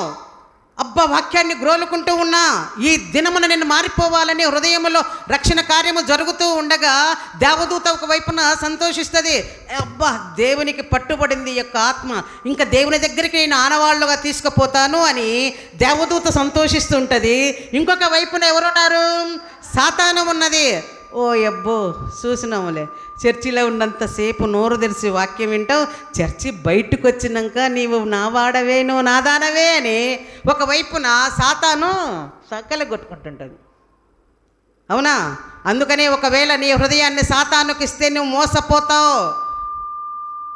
హృదయ సమర్పణ జరగదు ప్రియ దేవుని బిడ్డలారా. కాబట్టి నీ యొక్క హృదయాన్ని దేవుడు కోరుతూ ఉన్నాడు. నేను నిజముగా దేవుణ్ణి నేను నమ్ముకుంటాను, రాకడలో నేను ఎత్తబడతాను. నీవు ఏ వాక్యమన్నా వినండి, రాకడకు సిద్ధపడండి. రాకడకు సిద్ధపడినట్లయితే ఏదో విన్నాం వెళ్ళినాము అని అంటే విడవబడే వారిలో మనం ఉంటాం, నిత్య నరకాగ్ని పాలవుతాం ప్రియ దేవుని బిడ్డలారా. కాబట్టి దేవుని యొక్క సన్నిధిలో మన ప్రవర్తన, మన మాట, మన యొక్క జీవిత విధానము ఎలాగున ఉన్నదో పరీక్షించుకుందాం. మోసపోకుడి దేవుడు వెక్కిరించబడడు. పైకి మాత్రం క్రైస్తవులమే, పుట్టు క్రైస్తవులమే, అయితే హృదయం ఎంత దూరంలో ఉన్నది, ఏ ఆత్మీయ పాయింట్ దగ్గర నువ్వు ఆగావో ప్రయాణం చేయి ప్రియ దేవుని బిడ్డలారా. అలాగునండి. ఇర్మియా గ్రంథం 17వ అధ్యాయం 9వ వచనంలో గమనించినట్లయితే ప్రియ దేవుని బిడ్డలారా, ఇర్మియా 17:9లో గమనిస్తే హృదయము అన్నిటికంటే మోసకరమైనది, అది ఘోరమైన వ్యాధి కలది. అబ్బో, జబ్బు, హృదయానికి జబ్బండి, అది మోసకరమైనదనంట, ఘోరమైన వ్యాధి కలదంట. దానిని గ్రహింపగలిగిన వాడేవాడు? ప్రశ్న. మన చేతనైతుందా గ్రహించాలంటే?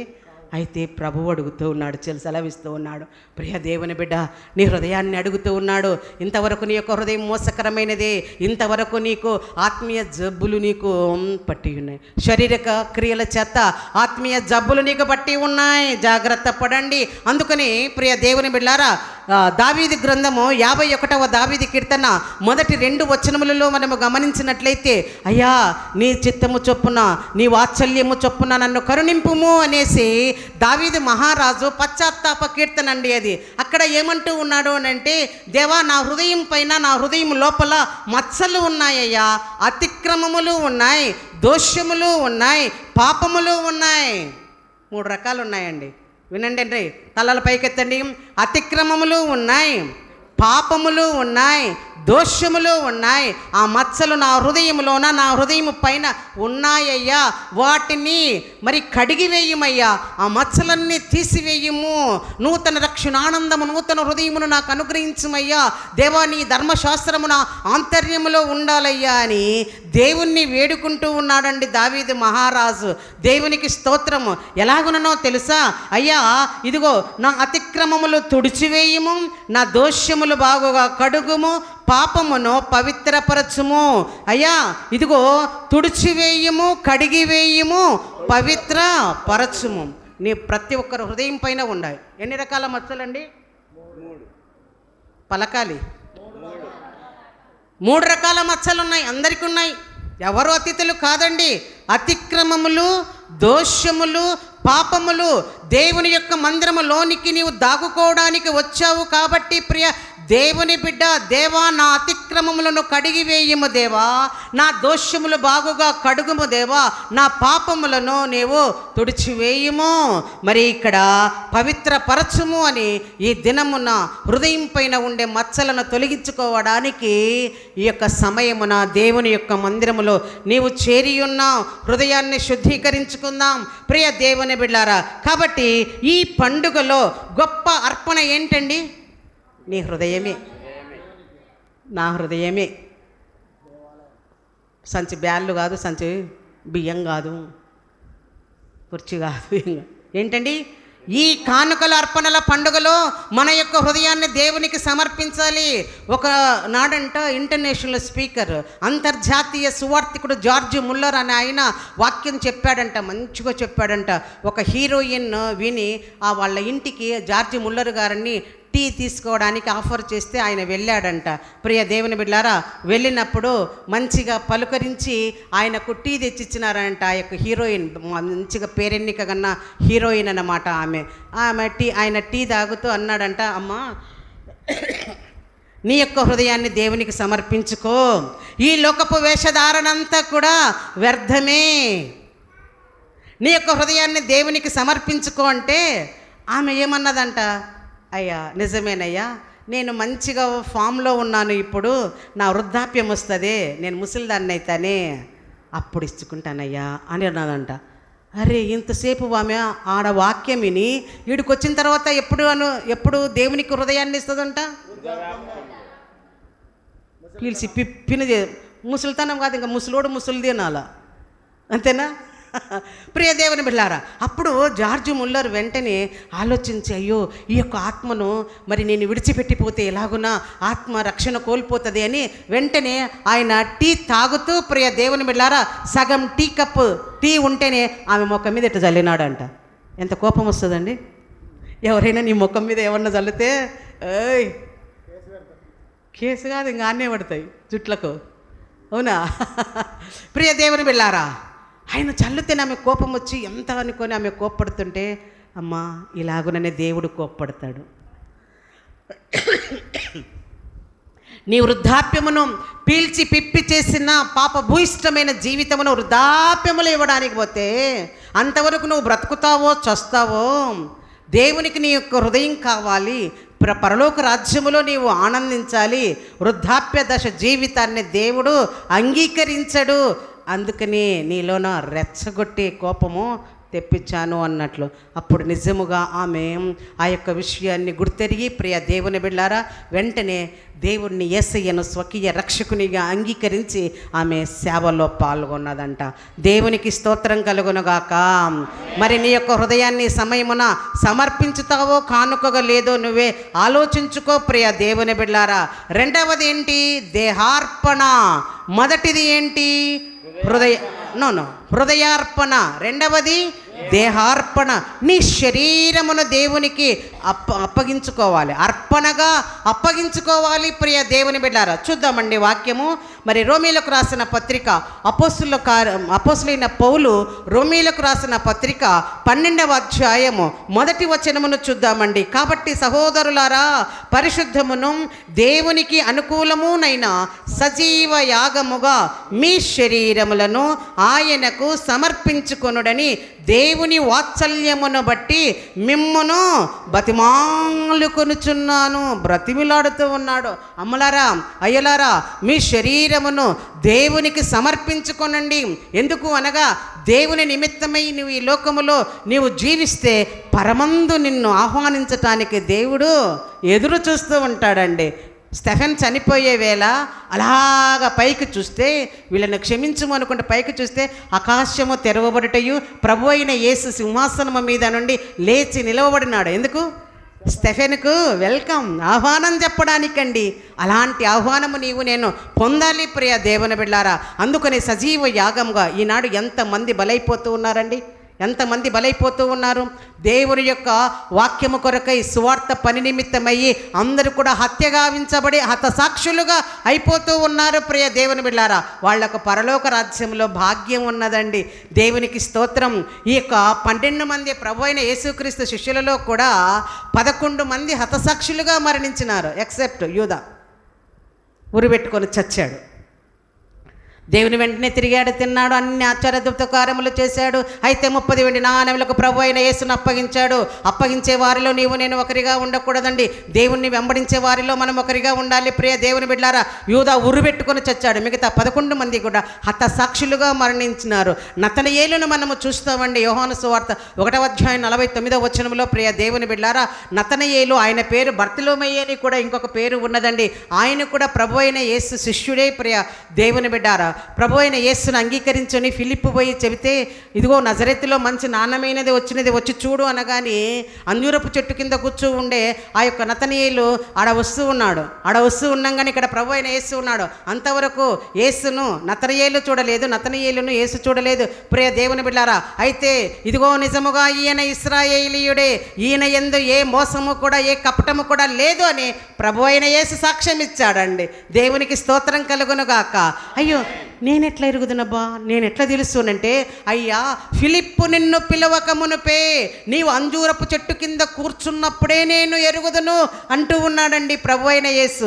నీవెక్కడ ఉన్నావో ప్రియ దేవుని బిడ్డారా, ఎక్కడ నుండి ఇప్పుడు ఇక్కడికి వచ్చావో, అయితే ప్రియ దేవుని బిడ్డ నిన్ను కూడా దేవుడు ఎరుగును. మన యొక్క హృదయపు స్థితి అంతా కూడా దేవుడు ఎరుగును ప్రియ దేవుని బిడ్డారా. ఇలాగా నతనయేలు, బర్తిలోమయి ప్రియ దేవుని బిడ్డారా దేవుని యొక్క రక్షణ కార్యమును ఆయన హృదయంలో జరిగించుకొని ప్రభు అయిన యేసునికి శిష్యుడిగా ఉంటూ ఆర్మియా దేశములో సువార్తను ప్రకటిస్తూ ప్రియ దేవుని బిడ్డారా అక్కడ ఉండే జనములో నీవు క్రీస్తు యొక్క రక్షణ సువార్తను గురించి చెప్పకూడదని చాకు, కత్తి అంటామే, చాకు తీసుకొని ఆయన యొక్క శరీరమును ఇట్లా ఒలుస్తూ పోయారు. సంతనాడు ఆదివారం నాడు పొట్టేళ్ళని ఎట్లా కొలుస్తాడు, పశువులను ఎట్లా కొలుస్తారంటే చర్మమంతా తీసేస్తారా లేదా, అలాగున నతనయేలు యొక్క చర్మమంతా కూడా ఊడబెరికి ప్రియ దేవుని బిడ్డలారా కుప్పవేసి మరలా చర్మంతో ఆయన శరీరంను కుట్టివేస్తే అప్పుడు చనిపోయాడంట నతనయేలు. దేవునికి హతసాక్షి అయిన నతనయేలు యొక్క జీవితము దేహార్పణ, శరీరార్పణ మనకందరికీ కూడా ఈ సమయమున ఒక మాదిరికరము కావాలి, ఒక మోడల్ లెసన్ మనకు కావాలి. దేవా వాక్యము చెబుతూ ఉండగానే నేను కూడా హతసాక్షిగా మరణించాలయ్యా అని తీర్మానం చేసుకోవాలి.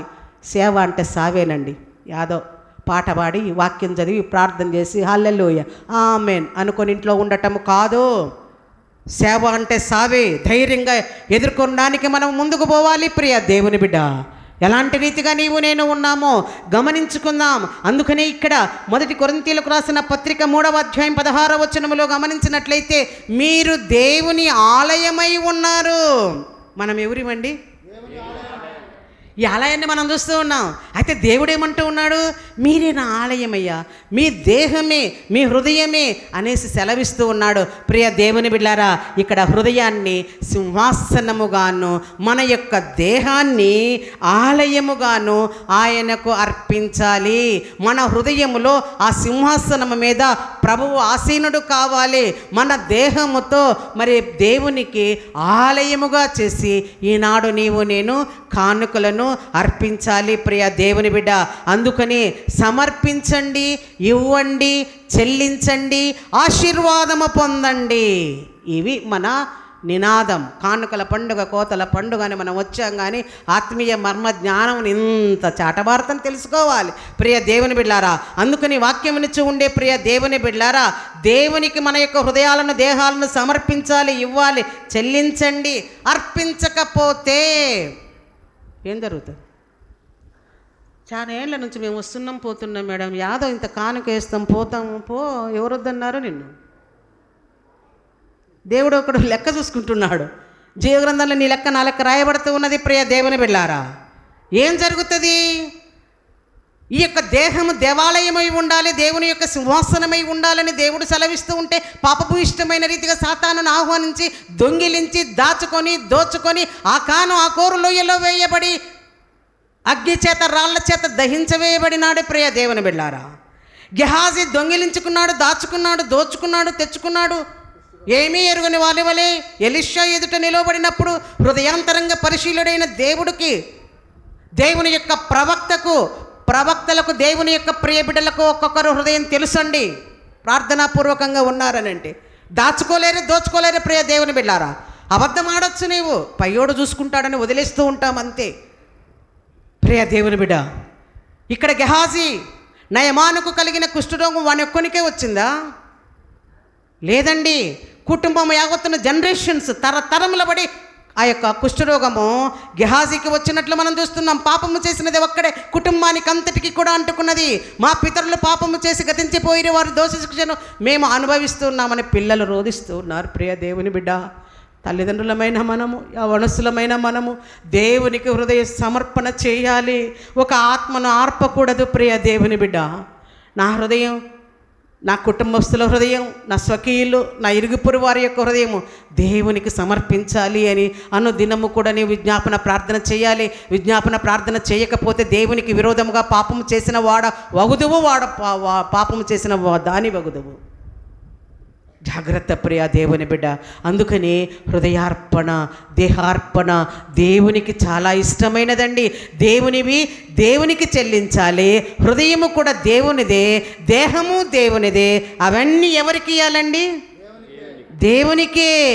దేవునికే, యేసు ప్రభువుకు మాత్రమే మనము ఇవ్వాలి. ప్రియ దేవుని బిడ్డారా, లోకములో దేవతలు దేవుళ్ళు ఎంతోమంది, అయితే మన కొరకై ప్రాణత్యాగము చేసినవాడు, బలియాగ సమర్పణ చేసినవాడు, మృత్యుంజయుడే లేచినవాడు, తిరిగి పరలోకమునకు ఆరోహణమై వెళ్ళినవాడు ఒక్కడు యేసయ్యనే. దేవునికి స్తోత్రం కలుగునుగాక. ఆ దేవునికి నీ హృదయం సమర్పించాలి. ఏదో ఒక రాకడ సమయంలో తీర్పు ఉంటూ ఉన్నది. ప్రియ దేవుని రాకడ తథ్యం, తీర్పు తథ్యం. అక్కడ నిలవబడిపోతాం. తీర్పు తీర్చే వేళ నీవు నిత్య నరకాగ్ని పాల దేవుని యొక్క పరలోక రాజ్యములోన గమనించుకో ప్రియ దేవుని బిడ్డ. అందుకని హృదయాన్ని సమర్పించాలి, దేహాన్ని మనము సమర్పించాలి. ప్రభువుతో మనము నిత్యం ఉండాలి. ప్రియ దేవుని బిడ్డారా, అందుకని మూడవది ఏంటండి? స్తుతియాగార్పణ. ఏంటండి? స్తుతియాగార్పణ. ఇందాక పాస్టర్ గారు మీతో స్తుతి చేయించాడు కదా, పాట పాడారు అందరూ వచ్చినారా? అప్పటికి భలే అడుగుతుంది మేడం ప్రశ్న. అందరు వచ్చినారా? అప్పటికి స్తుతియాగార్పణ చెల్లించడానికి అందరు వచ్చారా? ఎంత వర్షం పడుతూ ఉన్నదో దేవునికి స్తోత్రం కలుగునుగాక. ఈ ప్రాంతం అంతా కర్నూలు అవతల అవుట్స్కర్ట్స్ నుంచి కూడా ఈ ప్రాంతం అంతా కూడా మార్నింగ్ నుండి నిన్నటి సాయంత్రం నుంచి వర్షం లేదు. దేవునికి స్తోత్రం కలుగునుగాక. మంచి వర్షములో మేము బయలుదేరామండి. కుంభ వర్షము నిన్నంతా కూడా పొద్దున కూడా మీ మధ్యలోనికి రావాలి. దేవుని యొక్క వాక్యమును మోసుకొని వచ్చాం ప్రియ దేవుని బిడ్డ. ఇక్కడ గమనించినట్లయితే స్తుతియాగార్పణ కూడా మనము చేయాలి. చూద్దామండి, హెబ్రీలకు రాసిన పత్రిక 13వ అధ్యాయం 15వ వచనము చూద్దాం. హెబ్రీ 13:15 అండి, నోట్ చేసుకోండి. మనము దేవునికి ఎల్లప్పుడూ స్తుతియాగము చేయుదము, అనగా ఆయన నామమును ఒప్పుకొనుచు జిహ్వాఫలము అర్పించుదము, ఉపకారమును ధర్మమును చేయ మరచిపోకుడి. ఈ రెండు చేయాలి. మీరు ఏం చేయాలి? ఉపకారము, మేలు చేయాలి, ధర్మము చేయాలి. ఇవన్నీ కూడా దేవునికి ఇష్టమైన యాగములు. జిహ్వాఫలము ఏంటి? జిహ్వా అంటే నాలుకతో ఏం చేస్తాం? కొట్లాడతామా? వీడు కూడా వచ్చి కొట్లాడకూడదు. ఏం చేయాలి? మనము దేవుణ్ణి స్తుతించాలి. స్తుతి చేసినారా లేదా? ఆరాధన చేసినారా లేదా? ఆత్మపూర్ణమైపోతాం ప్రియ దేవుని బిడ్డారా. స్తుతియాగార్పణ మనము చేయాలి. దేవునికి స్తోత్రం అండి. మనం చూస్తాం కదా కీర్తనలు, ఆంధ్ర క్రైస్తవ కీర్తనలో 12వ కీర్తన ఏంటండి? ఏం కీర్తన?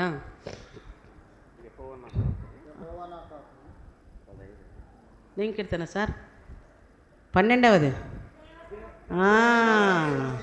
అమ్మో, దేవ సంస్తుతి చేయవే మనసా, శ్రీమంతుడగు యెహోవా సంస్తుతి చేయవే మనసా, నోర్లు గల వారందరూ కూడా పాడుదురుగాక.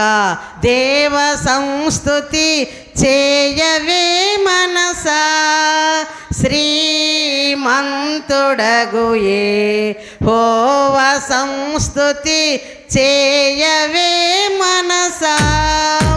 దేవ సంస్తుతి చేయు మానా, జీవమాయే యెహోవ దేవుని పావన నామమును తించుమా. నా అంతరంగము లో వసించు నో సమస్తమా, జీవమాయే యెహోవా నీకు చేసిన మేలన్ మరువాకు. నీవు చేసిన పాతకములను మానించి జాబో లేవియున్లే కుండ చేయును. ఆ కారణము చే దేవ సంస్తుతి చేయవే మనసా. దేవునికి స్తోత్రం కలుగునుగాక. నిద్రపోతున్నారా? ప్రియ దేవుని బిడ్డారా, జీవమా నువ్వే పాట దానివి.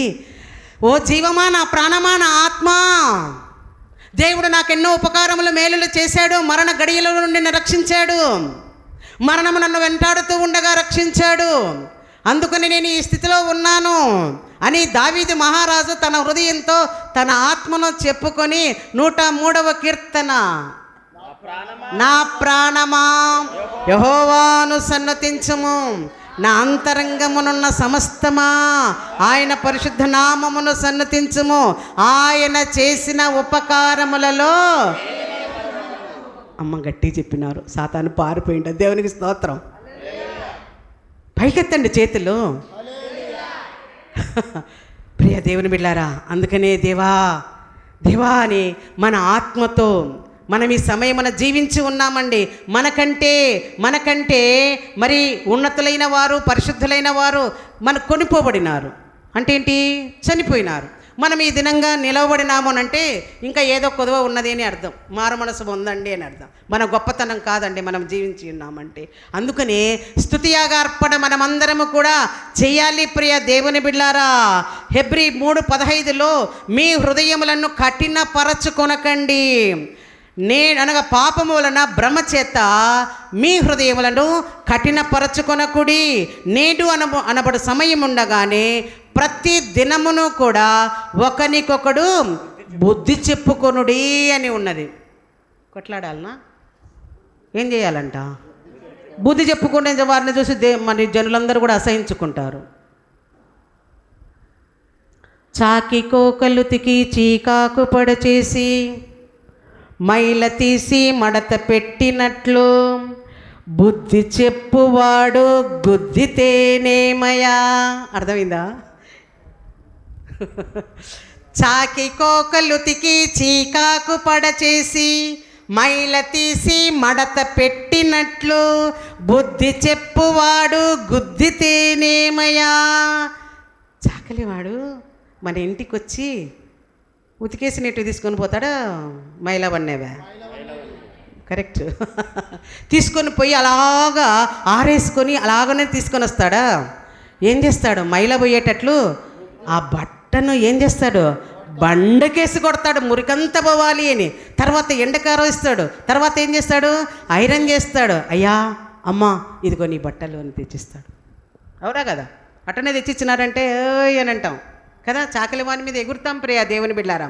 అయితే ఇక్కడ మహిళ తీసి మడత పెట్టినట్లే నీకు బుద్ధి చెప్పేవాడు నిన్ను గుద్దితే ఏమి, కొడితే ఏమి? మారు మనసు పొందాలనా లేదా? వాక్యము రెండంచెలు గల ఖడ్గము వంటిది, అది దూసుకొని వెళ్తుంటుంది. మారు మనసు పొందు దేవునికి దగ్గరగా, అంతే. మారు మనసు పొందుదాం, దేవునికి ఇష్టమైన బిడ్డలుగా మనం ఉందాం ప్రియ దేవుని బిడ్డారా. అందుకని ఇక్కడ మరి కీర్తనకారుడు అంటూ ఉన్నాడు 33వ దావీదు కీర్తన 1వ వచనంలో, స్తుతి చేయుట యథార్థవంతులకు శోభస్కరము. మరి మనం యథార్థవంతుల గుంపులో ఉన్నామా, అనీతిమంతుల గుంపులో ఉన్నామా? ఏ గుంపులో నీవు ఉన్నాం? స్తుతి చేస్తూ ఉన్నామండి అందరము. యథార్థమైన హృదయం కలిగి ఉన్నామా, లేదా అవినీతి హృదయం కలిగి ఉన్నామా? ఆ స్తుతి చేయటము మనమందరము కూడా గమనించుకోవాలి ప్రియ దేవుని బిడ్డారా. ఎన్ని కాలాల్లో మనము స్తుతి చెల్లించాలి, ఏ సమయములలో దేవుణ్ణి స్తుతించాలి అనేది కూడా మనము గమనించుకోవాలి. 3 కాలాలు, 3 సమయాలు అని అర్థం ప్రియ దేవుని బిడ్డారా. ఒకటి ఏంటంటే అపకారములలో, అపకారములంటే కీడుల్లో కూడా నీవు దేవుణ్ణి స్తుతించాలి. ఉపకారములలో, మేళ్ళు పొందిన సమయములో కూడా నీవు దేవుణ్ణి స్తుతించాలి ప్రియ దేవుని బిడ్డారా. ఉపకారము పొందిన తర్వాత కూడా అపకారములో నుండి ఉపకారములోనికి చేర్చింటావు కదా, అప్పుడు కూడా నీవు దేవుణ్ణి సన్నతించాలి అని అర్థం. అంటే ఎల్లవేళలా కూడా ఏది కలిగినను కలగకపోయినను, కీడులో ఉన్నను మేలులో ఉన్నను కూడా నీవు దేవుణ్ణి సన్నతిస్తూనే ఉండాలి. అపకారములలో, ఉపకారములలో, కీడును జయించిన కాలములో నీవు దేవుణ్ణి అందరూ చెప్పాలా? అందరూ చెప్పాలి. ఉపాధ్యాయులు ఒక రకంగా వదలరు. నేను ఎవరినో మీకు తెలియదు, తర్వాత పరిచయం చేసుకుంటాను. ముందు క్రీస్తుని పరిచయం చేస్తాను నేను.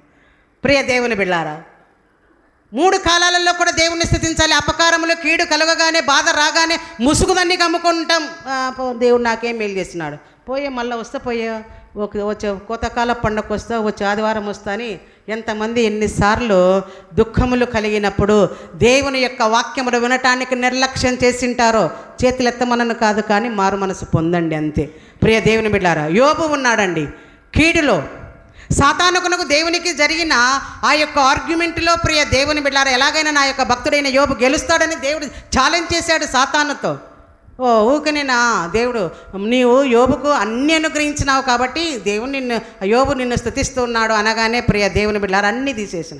అప్పుడు ఆ యొక్క సాతానుకు యోబును అప్పగించినాడు, ఒక ఆత్మను నువ్వు ముట్టుకోకూడదు అని. ఆయనకేం కలిగిందంటే చర్మమంతా కూడా రోగం వచ్చిందా లేదా? కొడుకులు, కుమారులందరూ, కూతుర్లందరూ కూడా ఒంటెలు, ఎడ్లు, గొర్రెలు అవన్నీ కూడా కాలిపోయాయా లేదా? ఈయన బూడిదలో కూర్చున్నాడు. దేవుని యొక్క సన్నిధిని స్తుతించటం మానేశాడా? గట్టి చెప్పాలి ఇప్పుడు. చెప్పలేను నా బాధ యేసునాదా, అయినాను స్తుతి నీకు యేసునాదా. చెప్పలేను నా బాధ యేసునాదా, అయినాను స్తుతి నీకు యేసునాదా. గొడ్లన్నీ ఎడ్లన్నీ యేసునాదా, అవి అగ్నికే ఆహుతాయ యేసునాదా. గొడ్లన్నీ ఎడ్లన్నీ యేసునాదా, అవి అగ్నికే ఆహుతాయ యేసునాదా. అయినాను స్తుతి నీకు యేసునాదా, అయినాను స్తుతి నీకు యేసునాదా. చెప్పలేను నా బాధ యేసునాదా, అయినాను స్తుతి నీకు యేసునాదా, అయినాను స్తుతి నీకు యేసునాదా. కట్టుకున్న భార్య నన్ను యేసునాదా, నన్ను మరణమే కమ్మాని యేసునాదా. కట్టుకున్న చేతులు, కట్టుకున్న భార్య నన్ను యేసునాదా, నన్ను మరణమే కమ్మానే యేసునాదా.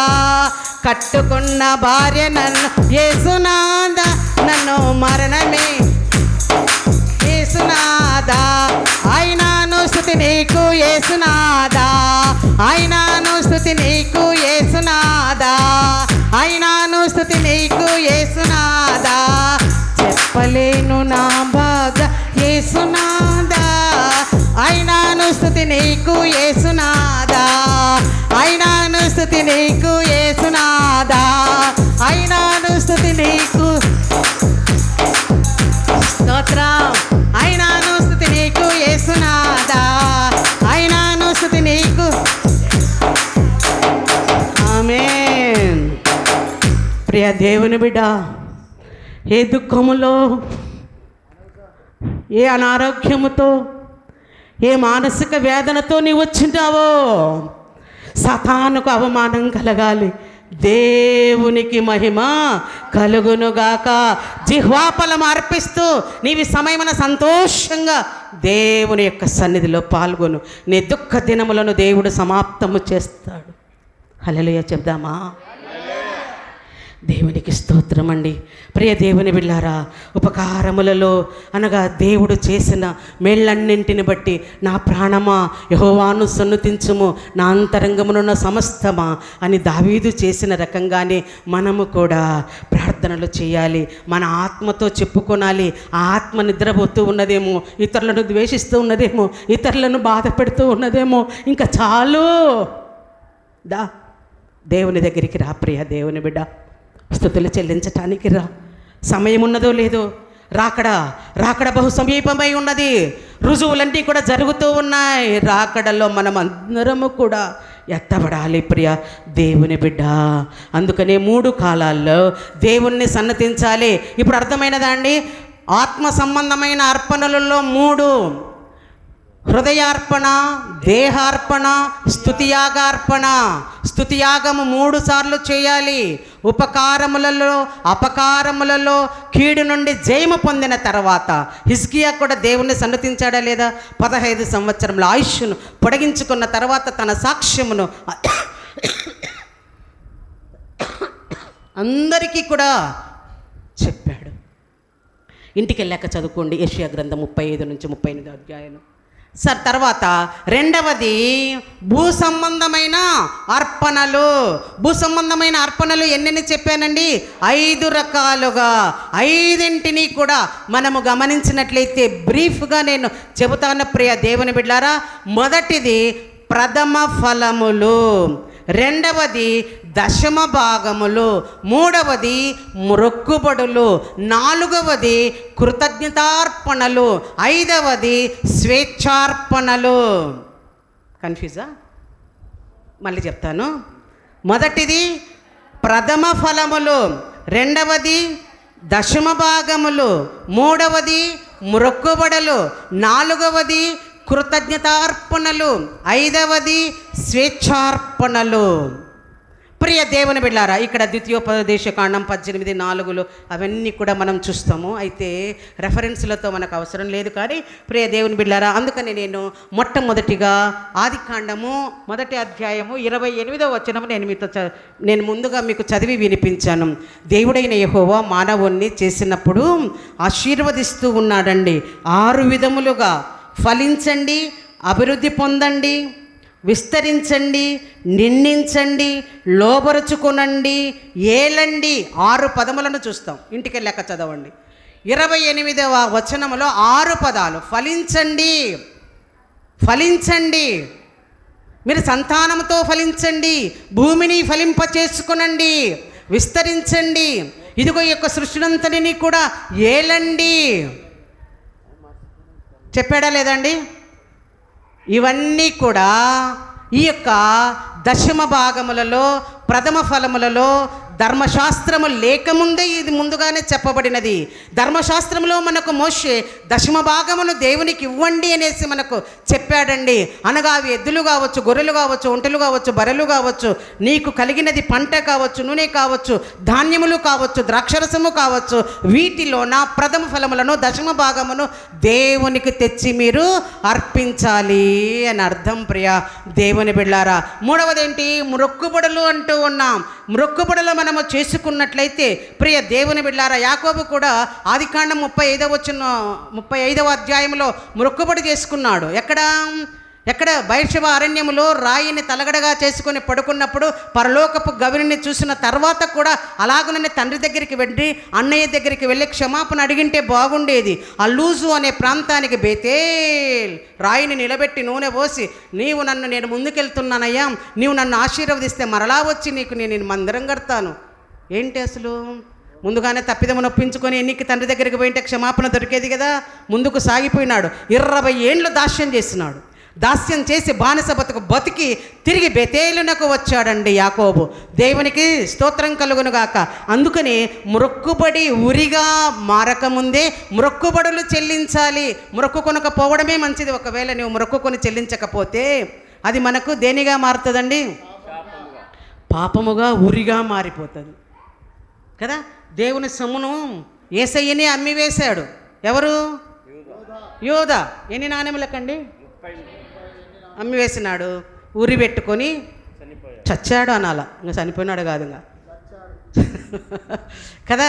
మొక్కుబడులు, ఆ మొక్కుబడులను మనము ఒకవేళ చెల్లించకపోయినట్లయితే చాలా కష్టమేనండి. మనము కొన్ని కండిషన్స్ పెడతాం. నాకు ఉద్యోగం వస్తే, నాకు మంచిగా పెళ్ళైతే, నాకు సంతానం కలిగితే, నా చేని పంట బాగొస్తే, నాకు ఒక మంచి పేరు వస్తే దేవా నీ మందిరంలోనికి కానుకను తెచ్చిస్తాను అంటుంటాం. అన్నామా లేదా? మీరే చెప్పండి. అది కలగకపోయానుకో, ఏం దేవుడే నాకు ఏం చేయలే, అందుకని ఏం తేలని నేను మళ్ళీ వచ్చే సంవత్సరం చూసుకుందాంలే.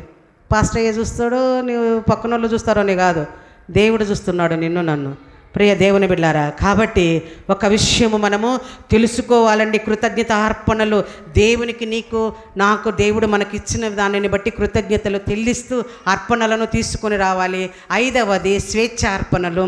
ఇంకా నీ ఇష్టం, అది స్వేచ్ఛార్పణ అనేది నీ ఇష్టం, ఎంతనైనా ఇచ్చుకోవచ్చు. ప్రియ దేవుని బిడ్డారా, ఈ 5 అర్పణలు దేవునికి చెల్లించాలి. అందుకనే ప్రభు అయిన యేసు ఏమన్నాడు?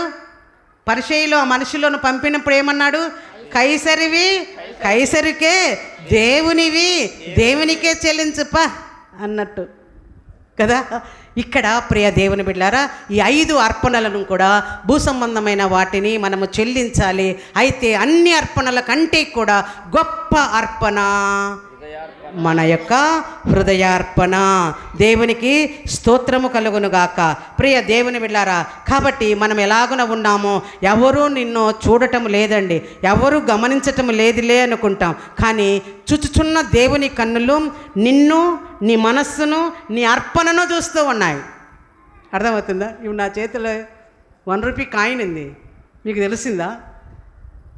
లేదులే మేడం ఇట్టనే పట్టుకుంటారు కదా అనుకుంటున్నా. అఫ్కోర్స్ ఉంది అనుకోండి, నీకు తెలియదు, కానీ నేను పోయి చందా చేస్తాను, బాగా లెవెల్గా పోయి వేస్తాం. మీరేమనుకుంటారు? మేడం ఎంత వేసానో అబ్బా అనుకుంటారా లేదా? కానీ చూచుచున్న దేవునికి తెలుసు నేను ఎంత వేస్తున్నాను. నా హృదయార్పణ, నా యొక్క కానుకను దేవునికి ఎంత ఇస్తున్నానో తెలుసు ప్రియ దేవుని బిడ్డారా. కాబట్టి చూస్తూ ఉన్నాడు. చెట్ల దాపున ఉన్న ఆదామవ్వలను చూసిన దేవుని యొక్క కన్నులు, చెట్టు పైన ఉన్న జక్కయ్యను చూసిన కన్నులు, చెట్టు కింద ఉన్న నతనయేలును చూసిన కన్నులు ఈ సమయమున లద్దగిరి గ్రామము ఏబిఎం సంఘములో ఉండే నిన్ను, నన్ను, మనలందరినీ కూడా చూస్తూ ఉన్నాయి ప్రియ దేవుని బిడ్డ. కాబట్టి మన సమర్పణలు ఎలాగా ఉన్నాయో గమనించుకుందాం. మొదటిది, దేవునికి ఏమి చెల్లించాలి అని చెప్పినా కూడా ఎలా చెల్లించాలి అనేది కూడా గమనించుకోండి. 2వ ప్రశ్న, 3 ప్రశ్నలు అన్నాను కదా. దేవునికి ఏ విధంగా చెల్లించాలి అని అంటే ఇష్టపూర్వకంగా ఇవ్వాలి, ధారాళంగా దేవునికి ఇవ్వాలండి, ఉత్సాహంగా ఇవ్వాలి. హృదయంలో నీవు ఎంతనైతే నిశ్చయించుకుంటావో అంత తెచ్చేయాలి, అంతే. అర్థమైందండి? ఇలాగున దేవునికి మనము అర్పణలను చెల్లించాలి ప్రియ దేవుని బిడ్డారా. ఒక అబ్బాయి సండే స్కూల్కి పోతా ఉంటే వాళ్ళమ్మ 2 రూపాయలు ఇచ్చిందంట.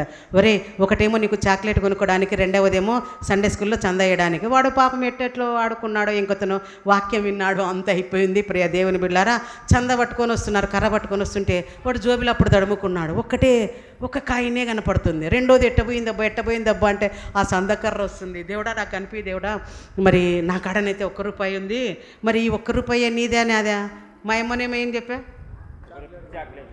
ఒకటేమో చాక్లెట్కు, 2వదేమో నీకు అని చెప్పా. మరి ఒక చాక్లెట్ కొనుక్కోడానికి రూపాయినే మిగిలింది. ఇది నీదే నాదే అనుకుంటుండే చందకర్ర వచ్చింది.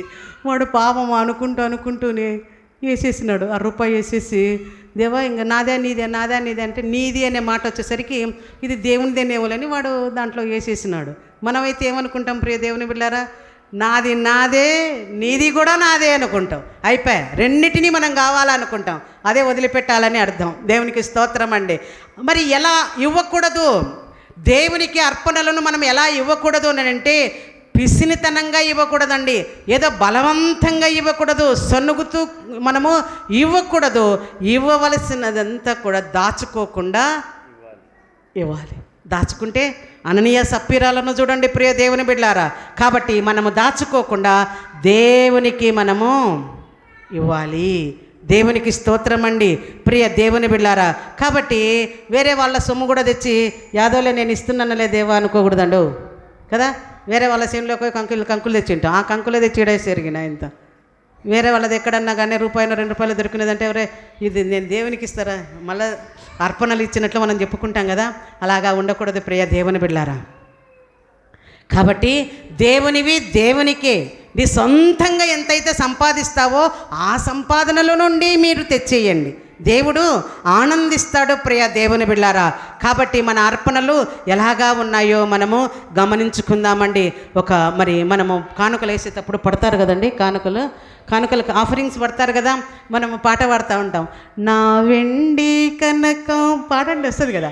నా వెండి కనకంబు నా తండ్రి గై కొనుమి, నా వెండి కనకంబు నా తండ్రి గై కొనుమి, యావంతయైనాను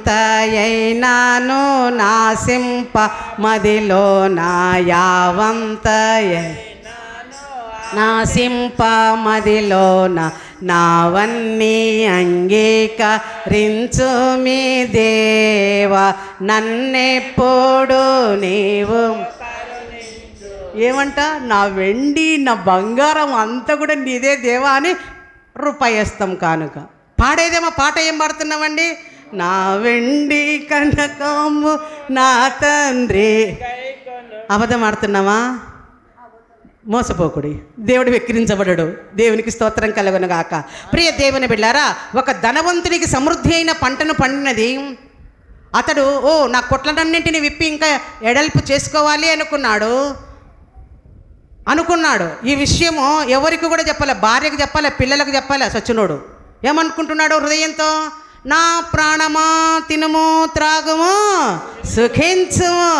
అరే ఈరోజు రాత్రి నీ ప్రాణం అడుగు తెట్టబోతావురా నువ్వు అంటున్నాడు కదా. మన ప్రాణానికే చెప్పుకుంటామండి, ఆత్మతో దేవుణ్ణి సన్నతించమంటే ఇంకా నా ప్రాణమా తినుము త్రాగము సుఖించుము అంటాం. ఐగుప్తు దేశంలో నుండి విడుదల అయ్యి సియోను పర్వతం వరకు వస్తే, మోషే పర్వతం మీదకి పోతే ఆ జనులు తట్టుకోలేక తినుటకు త్రాగుటకు కూర్చున్నారు, ఆడుటకు లేచారు. అదే డీజే డ్యాన్సులు. మీరేమనుకుంటున్నారు? డీజే డ్యాన్సులు ఎక్కడి నుంచి వచ్చినాయి? ఐగుప్తులో నుంచి వచ్చినాయి. ముక్కులకు పోగులు కమ్మలు చెవులు ఎక్కడి నుంచి వచ్చినాయి? ఐగుప్తు దేశంలో ఉండే దేవతలవన్నీ కూడా వచ్చినాయి. కోప్పడకండి. కాబట్టి ప్రియ దేవుని బిడ్డలారా గమనించుకుందాం. సరేనండి, ఒక సంఘాన్ని చూసి నేను ఒక 5-10 నిమిషాలలో ముగించేస్తాను. 1 కొరింథీయులకు రాసిన పత్రిక, అపోస్తుల కార్యములు 1 కొరింథీయులకు రాసిన పత్రిక 8వ అధ్యాయము 1 నుండి 15 వచనముల వరకు కూడా మనము గమనించినట్లయితే మాసిదోనియా అనే సంఘాన్ని మనము చూస్తామండి. ఆ సంఘం పేరు ఏం పేరండి? మాసిదోనియా. ఆ మాసిదోనియా సంఘము పరిశుద్ధ బైబిల్ గ్రంథములో పేరు లిఖించబడినది. ఈ యొక్క దేవుని యొక్క కృప ఈ సంఘము మీద ఉన్నదండి. బహుశ్రమల వలన పరీక్షింపబడగా అత్యధికముగా సంతోషించబడిన సంఘము. శ్రమలున్నాయి, సంతోషమే సమాధానమే అనుకుంటే ప్రియ దేవుని బిడ్డలారా. కాబట్టి సంతోషించినది నిరుపేదలైనను దాతృత్వము బహుగా కలిగిన వారు. దాతృత్వం అంటే ఏంటి? దానగుణమును కలిగిన వారండి. శ్రమలయందు సంతోషించేవారు, దాతృత్వపు గుణమును కలిగిన వారు, సామర్థ్యము కంటే ఎక్కువగా ఇచ్చారు. పేదోళ్ళే. అందుకనే పేద విధవరాలని గురించి నేను ముందుగానే చెప్పాను. కలిగినది యావత్తును నిండు మనసుతో తెచ్చివేసినది. వీళ్ళు కూడా ప్రియ దేవుని బిడ్డలారా, ఈ మాసిదోనియా సంఘం వాళ్ళు సామర్థ్యము కంటే కూడా వాళ్ళు ఎక్కువగా తెచ్చి ఇచ్చారండి. దేవునికి స్తోత్రం. మాదిరికరమైన సంఘముగా ఉన్నది. సంఘము యొక్క దాతృత్వములో సాక్ష్యము పొందిన సంఘముగా మాసిదోనియా సంఘము ఉన్నది ప్రియ దేవుని బిడ్డలారా. అందుకని పరిశుద్ధ బైబిల్ గ్రంథములో పేరు లిఖించబడినది. మీరు ఎంత తెచ్చేస్తారో పరిశుద్ధ బైబిల్ గ్రంథంలో మన పేర్లు అయితే లిఖించబడవు, కానీ జీవ గ్రంథంలో మన పేర్లు లిఖించబడతాయి. అందుకని శ్రమ యందు ఓర్పు కలిగి ఉండండి, దాతృత్వ గుణము కలిగి ఉండండి, కలిగిన సామర్థ్యం కడ్డ దేవునికి ఇవ్వటము నేర్చుకోండి, మీరు ఆశీర్వాదము పొందుతారు. ప్రియ దేవుని బిడ్డారా, మనము మీకు ఒక చిన్నదిగా చెప్తానండి. ఒక రైతు ఉన్నాడంట, పొలంలో ద్రాక్ష పంట బాగా పండించినాడు. బాగా వినండి, పండించినాడు. ఆయన పంటను కోసుకొని పొనకలో వేసుకొని పోతున్నాడు. ఆ రాజు, దేశపు రాజు మారువేషం వేసుకొని ఈ యొక్క రైతు వెంటబడినాడంట. ప్రియ దేవుని బిడ్డ, అయ్యా ద్రాక్ష పండ్లు కొన్ని పెట్టయ్యా అని ఆ బండి వెనకనే పన్నారంట. ప్రియ దేవుని బిడ్డారా, బండి వెనకనే అయ్యా అని అంటే ఇంకా ఆయన పలకకుండానే ఉన్నాడు. లాస్ట్కు ఒక 2-3 పండ్లు తీసి ఇటు దించి గెలలో నుంచి దించి ఆ వ్యక్తి చేతిలో వేశాడు. తర్వాత ఆయన ఇంటికి వెళ్ళాడు. ఈయన కూడా రాజనగర్కు వెళ్ళాడు. ప్రొద్దుననే సేవకులు వచ్చి అయ్యా నిన్ను రాజు రమ్మంటున్నాడు అని రైతు ఇంటి దగ్గరికి వస్తే, అయ్యో నేనేం తప్పు చేసినాం, రాజు ఎందుకు నన్ను రమ్మంటూ ఉన్నాడు అని భయంతో రాజనగర్కు పోతే, ప్రియ దేవుని బిడ్డారా, అక్కడ రాజు ఎదుట నిలబడినాడు. ఏం చేస్తాడో ఏం కథనో నన్ను రాజు తలుచుకుంటే దెబ్బలు కొదవనండి. మరి నిలబడినాడు. ఏంటి రాజా అని అంటే అప్పుడు సేవకులను పిలిచి, రాజు రే ఈ రైతుకు ఈ యొక్క వ్యక్తికి 3 వజ్రాలు తీసుకుని వచ్చి ఇవ్వండి. వజ్రం అనే మాట వింటేనే ఆ రైతుకు పులకించిపోయింది హృదయం. 3 వజ్రాలు ఎందుకు నేనే చేసినబ్బా అనే ప్రశ్న వస్తుంది. 3 వజ్రాలు వస్తూ ఉన్నాయని ఆనందం ఒకవైపున ఉంది. అప్పుడు రాజు అన్నాడంట, అయ్యా నేను మారువేషములో ఉండి నీ యొక్క బండి వెంటనే నేను పడుతూ ఉన్నప్పుడు నీవు విసిరించి విసుగుతో పిసినారితనముతో 3 ద్రాక్ష పండ్లు నా చేతిలో వేసావయ్యా. ఆ 3 ద్రాక్ష పండ్లు ఇచ్చినందుకు నీకెన్ని వజ్రాలు బహుమానము? 3 వజ్రాలు అంటే వాడు లోపల తిట్టుకోవడం ప్రారంభించినాడు. ఓయమ్మో, గొలలు 2 తీసి అట్లా ఇచ్చింటే ఒక్కొక్క గొలలో ఎన్ని పనులు ఉంటాయి కదా, ఎన్ని వజ్రాలు నాకు వచ్చేది ఉండే, ఊగబొగొట్టుకుంటేనే అనుకున్నాడంట. అలాగుననే ప్రియ దేవుని బిడ్డారా, దేవుడు మన యొక్క జీవితంలో ఆయుష్కాల దినములలో సమయం ఉండగానే అయ్యా చెల్లించండి అమ్మ అంటుంటే పిసినారితనముతో చెల్లించితే ఇక్కడ దేవుడు కొలత కొలిచి తీర్పు తీర్చే వేళ మహిమ కిరీటాలు అన్నీ కూడా పొందుకోవడానికి అందరికీ 1, 2, 3 ఎన్ని మహిమ కిరీటాలు అందజేస్తూ ఉంటే నీకు నాకు ఒక్కటి కూడా రాకపోయినా ఒక్కటి వచ్చిన వేళ కృంగిపోతే ఎలా ఉంటుందండి? కాబట్టి ధారాళంగా దేవునికి ఇవ్వటము నేర్చుకోండి. అందుకు మాదిరికరంగా మాసిదోనియా సంఘము ఉన్నది. ప్రియ దేవుని బిడ్డారా, ఇంకొక సంఘము బెరయా సంఘమును గమనించినట్లయితే అపోస్తుల కార్యముల 17వ అధ్యాయముల బెరయా సంఘాన్నండి ప్రియ దేవుని బిడ్డారా యెహోవా సృజించును అని అర్థం అండి. మరి తెసలోనికా సంఘములో పౌలు శీల వాక్యం చెప్పేటప్పుడు వాళ్ళను ఈసడించుకొని తరిమినప్పుడు తెసలోనికా నుండి బెరయా సంఘానికి అర్ధరాత్రి వేళ 100 కిలోమీటర్లు 100 మైళ్ళు ప్రయాణం చేసి బెరయా సంఘానికి వచ్చినప్పుడు బెరయా సంఘములో ఆ యూదులు క్రైస్తవులు వాళ్ళను ఆహ్వానించుకున్నారంట అండి. అనగా ఈ బెరయా సంఘం ఎలాంటిదేనంటే దేవుని యొక్క ప్రియ బిడ్డలను ఆహ్వానించుకునే సమయము. ఇక్కడ వాక్యము చెబుతూ ఉండగానే లేఖనములో ఇది కరెక్టా కాదా అని లేఖనములను వాళ్ళు పరిశోధించేవారు, సేవకులను ఆదరించేవారు. అనగా నోబుల్ మైండెడ్ పీపుల్ అనమాట ఆ ప్రజలు. ప్రియ దేవుని బిడ్డారా, అయితే మనం ఎలాగున ఉన్నాం?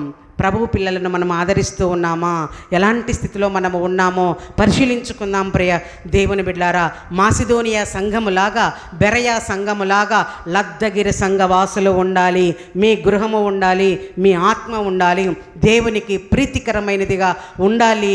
మన అర్పణలో దేవునికి హృదయపూర్వకంగా సమర్పించుకోవాలి. ప్రియ దేవుని బిడ్డారా, అక్కడ అపోస్తుల కార్యములు 6వ అధ్యాయం 5వ వచనములో 7 మంది యువకులను జ్ఞానము కలిగిన వారిని ఆత్మపూర్ణులైన వారిని సెలెక్ట్ చేసుకుంటారండి.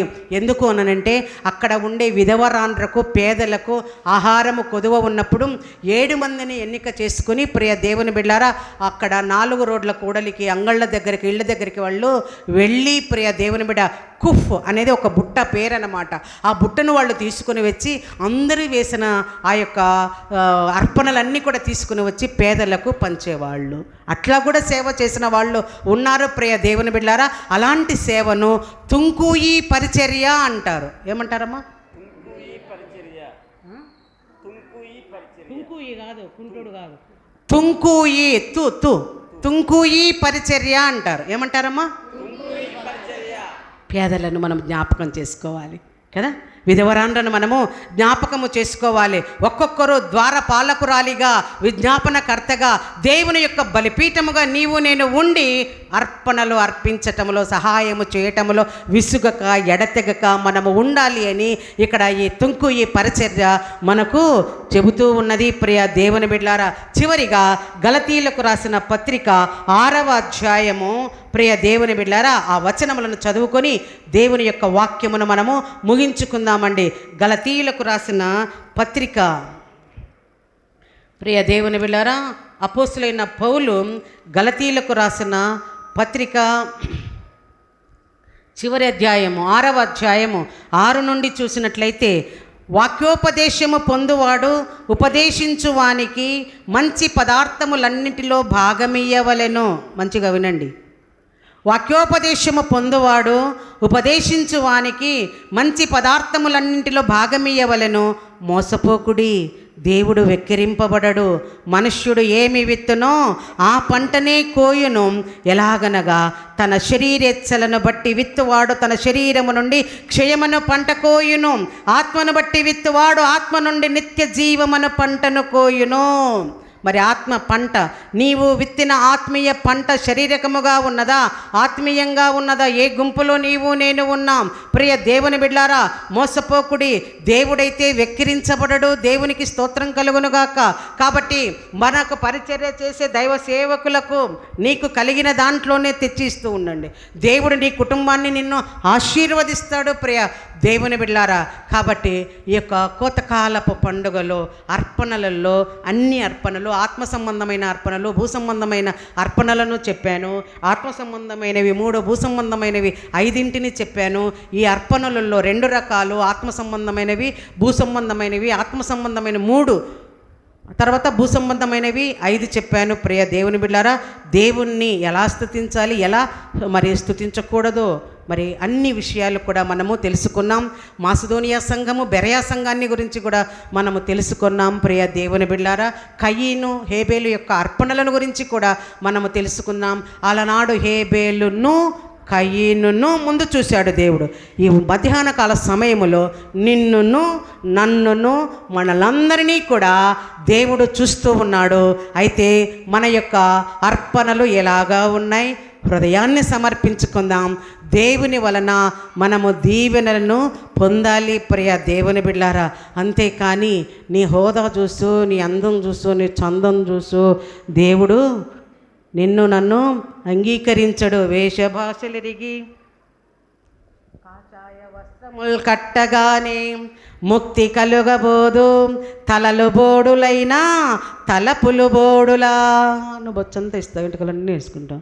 మన మనస్సు బోడి కావాలి. శరీర క్రియలన్నీ కూడా గతించాలి. ఆత్మఫలములను మనం ఫలించి దేవుని వలన ఆశీర్వాదము పొందవలనని మరి ఈ యొక్క పండుగ సందర్భములో దేవునికి మానవుని యొక్క మనస్సుకు సంబంధించిన పండగ, ఆశీర్వాదములను ఇచ్చే పండగ, రాకడకు సూచనగా ఉండే పండగ, ఆత్మ ఫలములు ఫలించే పండుగ. అయితే ఏ రకంగా నీవు నేను ఉన్నామో ప్రియ దేవుని బిడ్డారా, ఈ సమయమున మనమందరము కూడా గమనించుకొని రాకడలో మనం ఎత్తబడే బిడ్డలుగా మనమందరము కూడా ఉండవలనని, హృదయ సమర్పణ చేయవలనని, దేవుడిని మీరు అనునిత్యము కూడా మరి ఆశీర్వాదము పొందుటకు దేవుణ్ణి మీరు నిత్యము కూడా స్తుతించి వారి మధ్యలో మీరు ఉండవలనని ప్రేమపూర్వకముగా హెచ్చరిక చేస్తూ వాక్యమును ముగిస్తూ ఉన్నాను. దేవుడు ఈ కొన్ని మాటలను మన వినికిడిలో ఆశీర్వదించి స్థిరపరచి బలపరచునుగాక. నోరు కలవాళ్ళందరూ కూడా ఆమేన్ అందురుగాక. ఆత్మ చెప్పుచున్న మాట చెవి గలవాడు వినుగాక. బోధించిన బోధ అంతా కూడా హృదయములలో నింపుకొని వాక్యానుసారమైన జీవితమును మనమందరము కూడా జీవించుదుముగాక. గట్టిగా సాతాను పారిపోవాలి. ఎడం పక్కన ఉందా సాతాను? ఉందా? ఇంకా నోరు ముప్పిస్తుందా? నిద్రమత్తులో ఉన్నావా? చేతులు, 2 చేతులు గల వాళ్ళందరూ చేతులు పైకెత్తండి. ఆమేన్, ఆమేన్. దేవునికి స్తోత్రం. మిమ్మల్ని, మీ పాస్టర్ గారిని, మీ యొక్క సంఘాన్ని అంతటినీ కూడా దేవుడు దీవించునుగాక. ప్రియ దేవుని బిడ్డారా, అక్కడ కూర్చున్నారు కదా మా సారు, అక్కడ చూడండి, వెనక్కి చూడండి. ఏ నాగభూషణమ్మ గారు, ఎల్ఐసి డెవలప్మెంట్ ఆఫీసర్, రిటైర్డ్. ఇక్కడ నేను మీకు అందరికి కనపడుతూ ఉన్నాను కదా. నా పేరు డాక్టర్ ఎంకే రాజేశ్వరమ్మ. నేను కూడా retired school assistant in English, Kothapalli. మరి మేము ఆత్మకూరు నుండి వచ్చాము. సారు వాళ్ళది లక్ష్మీపురం తెలుసు కదా మీకు అందరికీ, తెలుసు కదా, లక్ష్మీపుర వాసి సారు. అయితే మేము అక్కడ ఆత్మకూరులో స్థిరపడినందుకు ఉద్యోగరీత్యా మేము అక్కడ ఉంటూ ఉన్నాం. ప్రియ దేవుని బిడ్డారా, మరి ఏసే మార్గము సత్యము జీవం అనే మినిస్ట్రీస్ ద్వారా నేను 9th క్లాస్లో నుండి దేవుని యొక్క వాక్యమును నేను బోధిస్తూ అనేక చోట్ల ఉమెన్ రిట్రీట్స్లో ఇట్లాంటి సభలలో పాల్గొంటూ ఉంటాను, స్పీకర్గా వెళ్తూ ఉంటాం. ప్రియ దేవుని బిడ్డారా, విరివిగా దేవుని యొక్క సేవలో ఉంటాం. ఏసే మార్గం సత్యం జీవం అనే మినిస్ట్రీస్ మా సొంతంగానే 12 మండలాలకు అక్కడ మా ప్రాంతంలో వినిపించబడుతూ ఉంటుంది. అంత మాత్రమే కాకుండా ఈ యొక్క సెల్ పరిచర్య ద్వారా కూడా మేము ఈ యొక్క పరిచర్యను చేస్తూ ఉన్నాం. దాదాపుగా ప్రతిరోజు కూడా మరి ఒక టెక్స్ట్ మెసేజ్, ఒకటి వాయిస్ మెసేజ్, ఒక 10 నిమిషాలు, 7 నిమిషాలు, 8 నిమిషాలు వాయిస్ మెసేజ్ పంపుతూ ఉంటాము. దాదాపుగా ఒక 10,000 మందికి ఈ యొక్క పరిచర్య రోజు కూడా వాక్యము వెళ్తూ ఉంటుంది. వాళ్ళు ఇంకా కొంతమందికి పంపించుకుంటూ ఉంటారండి. ఈ రకంగా మరి సెల్ పరిచర్యలు, టీవీ పరిచర్యలు మామూలుగా ఇట్లాగా పిలువబడితే ఆయా ప్రాంతాలకు మా సొంత ఖర్చుతోటే మేము వెళ్ళి దేవుని యొక్క రక్షణ సువార్తను బోధించుకొని ప్రియ దేవుని బిడ్డారా మేము మా యొక్క పరిచర్యను కొనసాగించుకుంటూ ఉన్నాం. మా పరిచర్య నిమిత్తమే మీరు ప్రార్థన చేయండి. ఎవరికైనా సరే అర్లీ మార్నింగ్ 12 తర్వాత ఏ వాక్యం అయితే నాకు రివీల్ అవుతుందో అదే వాక్యము టెక్స్ట్ మెసేజ్ అండి. ఏదో దీంట్లో తీసి కాదు, టెక్స్ట్ మెసేజ్. ఆ రోజు దేవుడు వాక్యం రివీల్ చేసిన దానిని టైప్ చేస్తాను. తర్వాత దేవుడు ఇచ్చిన వాక్యాన్ని మరలా నేను వెంటనే రికార్డింగ్ చేసి నేను పంపిస్తూ ఉంటాను అందరికీ. ప్రియ దేవుని బిడ్డారా, ఎవరైనా ఇంట్రెస్ట్ ఉంటే మీరు కూడా నాకు మీ నంబరును, మీ పేరును నాకు మరి నాకు షేర్ చేసుకున్నట్లయితే ప్రతిరోజు కూడా దేవుని యొక్క వాక్యమును నేను మీకు పంపిస్తాను. పాస్టర్ గారి దగ్గర కూడా నా యొక్క సెల్ నెంబర్ ఉన్నదండి, 9440623782. Doctor MK Rajeswaramma. యూట్యూబ్లో కూడా వాక్యం వస్తుంటుంది, వినండి. ప్రియ దేవుని బిడ్డారా, అనుదినము కూడా దేవుని యొక్క వాక్యమును మీరు వినండి, వినిపించండి, దీవెనలు పొందండి. 9440623782 ఇది నా యొక్క సెల్ నెంబరు. మా పరిచర్య నిమిత్తమై మీరు ప్రార్థన చేయవలసిందిగా మేము హృదయపూర్వకంగా కోరుతూ ఉన్నాం. మరి అనేక రీతిలుగా ఈ వారమంతా ప్రోగ్రామ్స్ ఉన్నప్పటికీ, ఆరోగ్యం అంతంతా ఉన్నప్పటికీ కూడా దేవుడు మీ మధ్యలో ఈ రకంగా వాడుకున్నందుకు, సాధనముగా పనిముట్టుగా దేవుడు వాడుకున్నందుకు ముందుగా దేవునికి నేను వందనాలు చెల్లిస్తూ ఉన్నాను. ప్రేమపూర్వకముగా మరి ఇక్కడికి రావటానికి పాస్టర్ గారు, జర్మియ గారు, సంఘ పెద్దలు, సంఘ స్త్రీలు, ఇంకా ఎవరెవరైతే ఉన్నారో వాళ్ళందరూ కూడా మమ్మల్ని ఆహ్వానించుకున్నందుకు మీకు అందరికీ కూడా నేను ప్రత్యేక ధన్యవాదాలు నేను తెలియచేస్తూ ఉన్నానండి. దేవుని చిత్తమైతే, రాకడ ఆలస్యమైతే మరలా ఇంకొక పర్యాయము మనము కలుద్దాం. అంతవరకు సెలవు. దేవుడు మిమ్మలను, మీ కుటుంబాలను మెండుగా దీవించి, ఆశీర్వదించి, స్థిరపరచి, బలపరచునుగాక. ఆమేన్.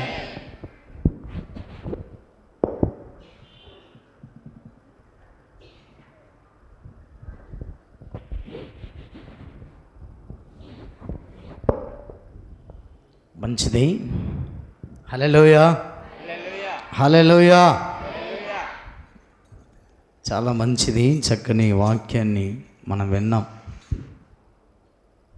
ఆత్మ సంబంధమైనటువంటి రీతిగా, భూ సంబంధమైన రీతిగా మనం ఏవేవి దేవునికి సమర్పించాలి అనేటువంటి మంచి ఉద్దేశంతో దేవుడు తన దాసురాలు నిలబెట్టుకొని మాట్లాడుతూ వచ్చిన ప్రతి మాట దేవుడు మనందరి జీవితంలో నీరు కట్టి ఫలింప చేయునుగాక. ఆమేన్. మొదటగా మన మధ్యకు వచ్చి వాక్యాన్ని బోధించిన దైవ సేవకురాలు రాజేశ్వరమ్మ మేడం గారికి, వారి యొక్క భర్త గారైన నాగభూషణం గారికి మరొకసారి మా సంఘమంతటి తరపున వందనములు తెలియజేస్తున్నాం మేడం. మంచిది. దేవుని సన్నిధిలో ఒక మంచి ఉద్దేశంతో దేవుడు మాట్లాడుతూ వచ్చాడు. మనం దేవుని సన్నిధిలో కానుక సమర్పించేటప్పుడు దేవుడు ఏం చూస్తాడంట మనలో? చెప్పాలి. నేనేం వాక్యం చెప్పనులేండి. ఏం చూస్తాడంట దేవుడు? హృదయాన్ని చూస్తాడండి.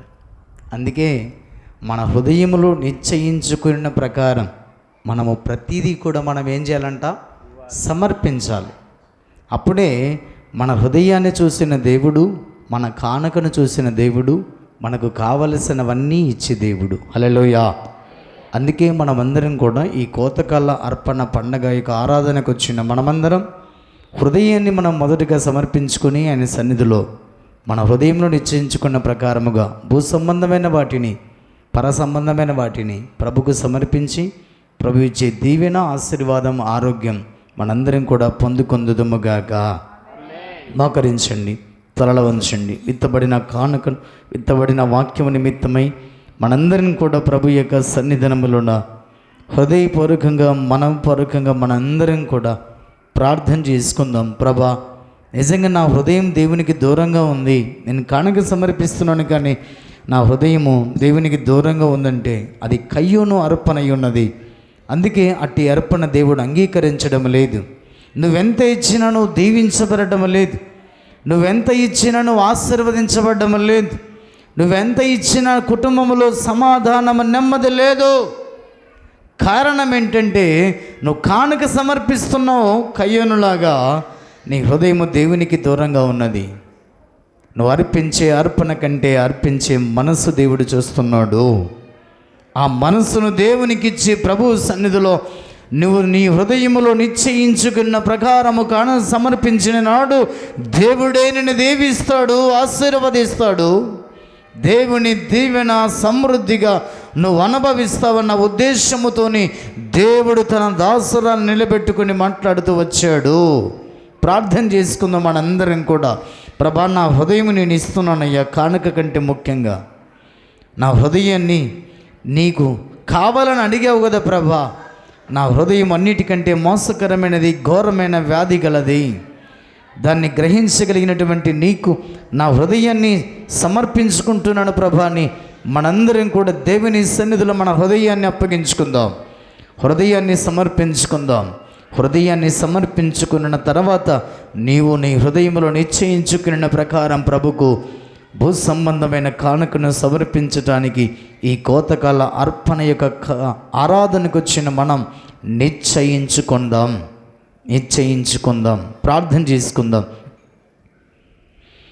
నాగభూషణ్ గారు వారు ఆత్మకూరు నుంచి మన మధ్యకు వచ్చారు. వాక్యాన్ని బోధించిన దైవజనులు డాక్టర్ ఎంకే రాజేశ్వరమ్మ గారి వైఫ్ ఆఫ్ నాగభూషణ్ గారు ముందుకొచ్చి ప్రార్థన చేస్తారు. విత్తబడిన వాక్యం ప్రతి హృదయంలో నీరు కట్టి ఫలింపబడే రీతిగా మనందరం కూడా ఏకీభవించుదాం.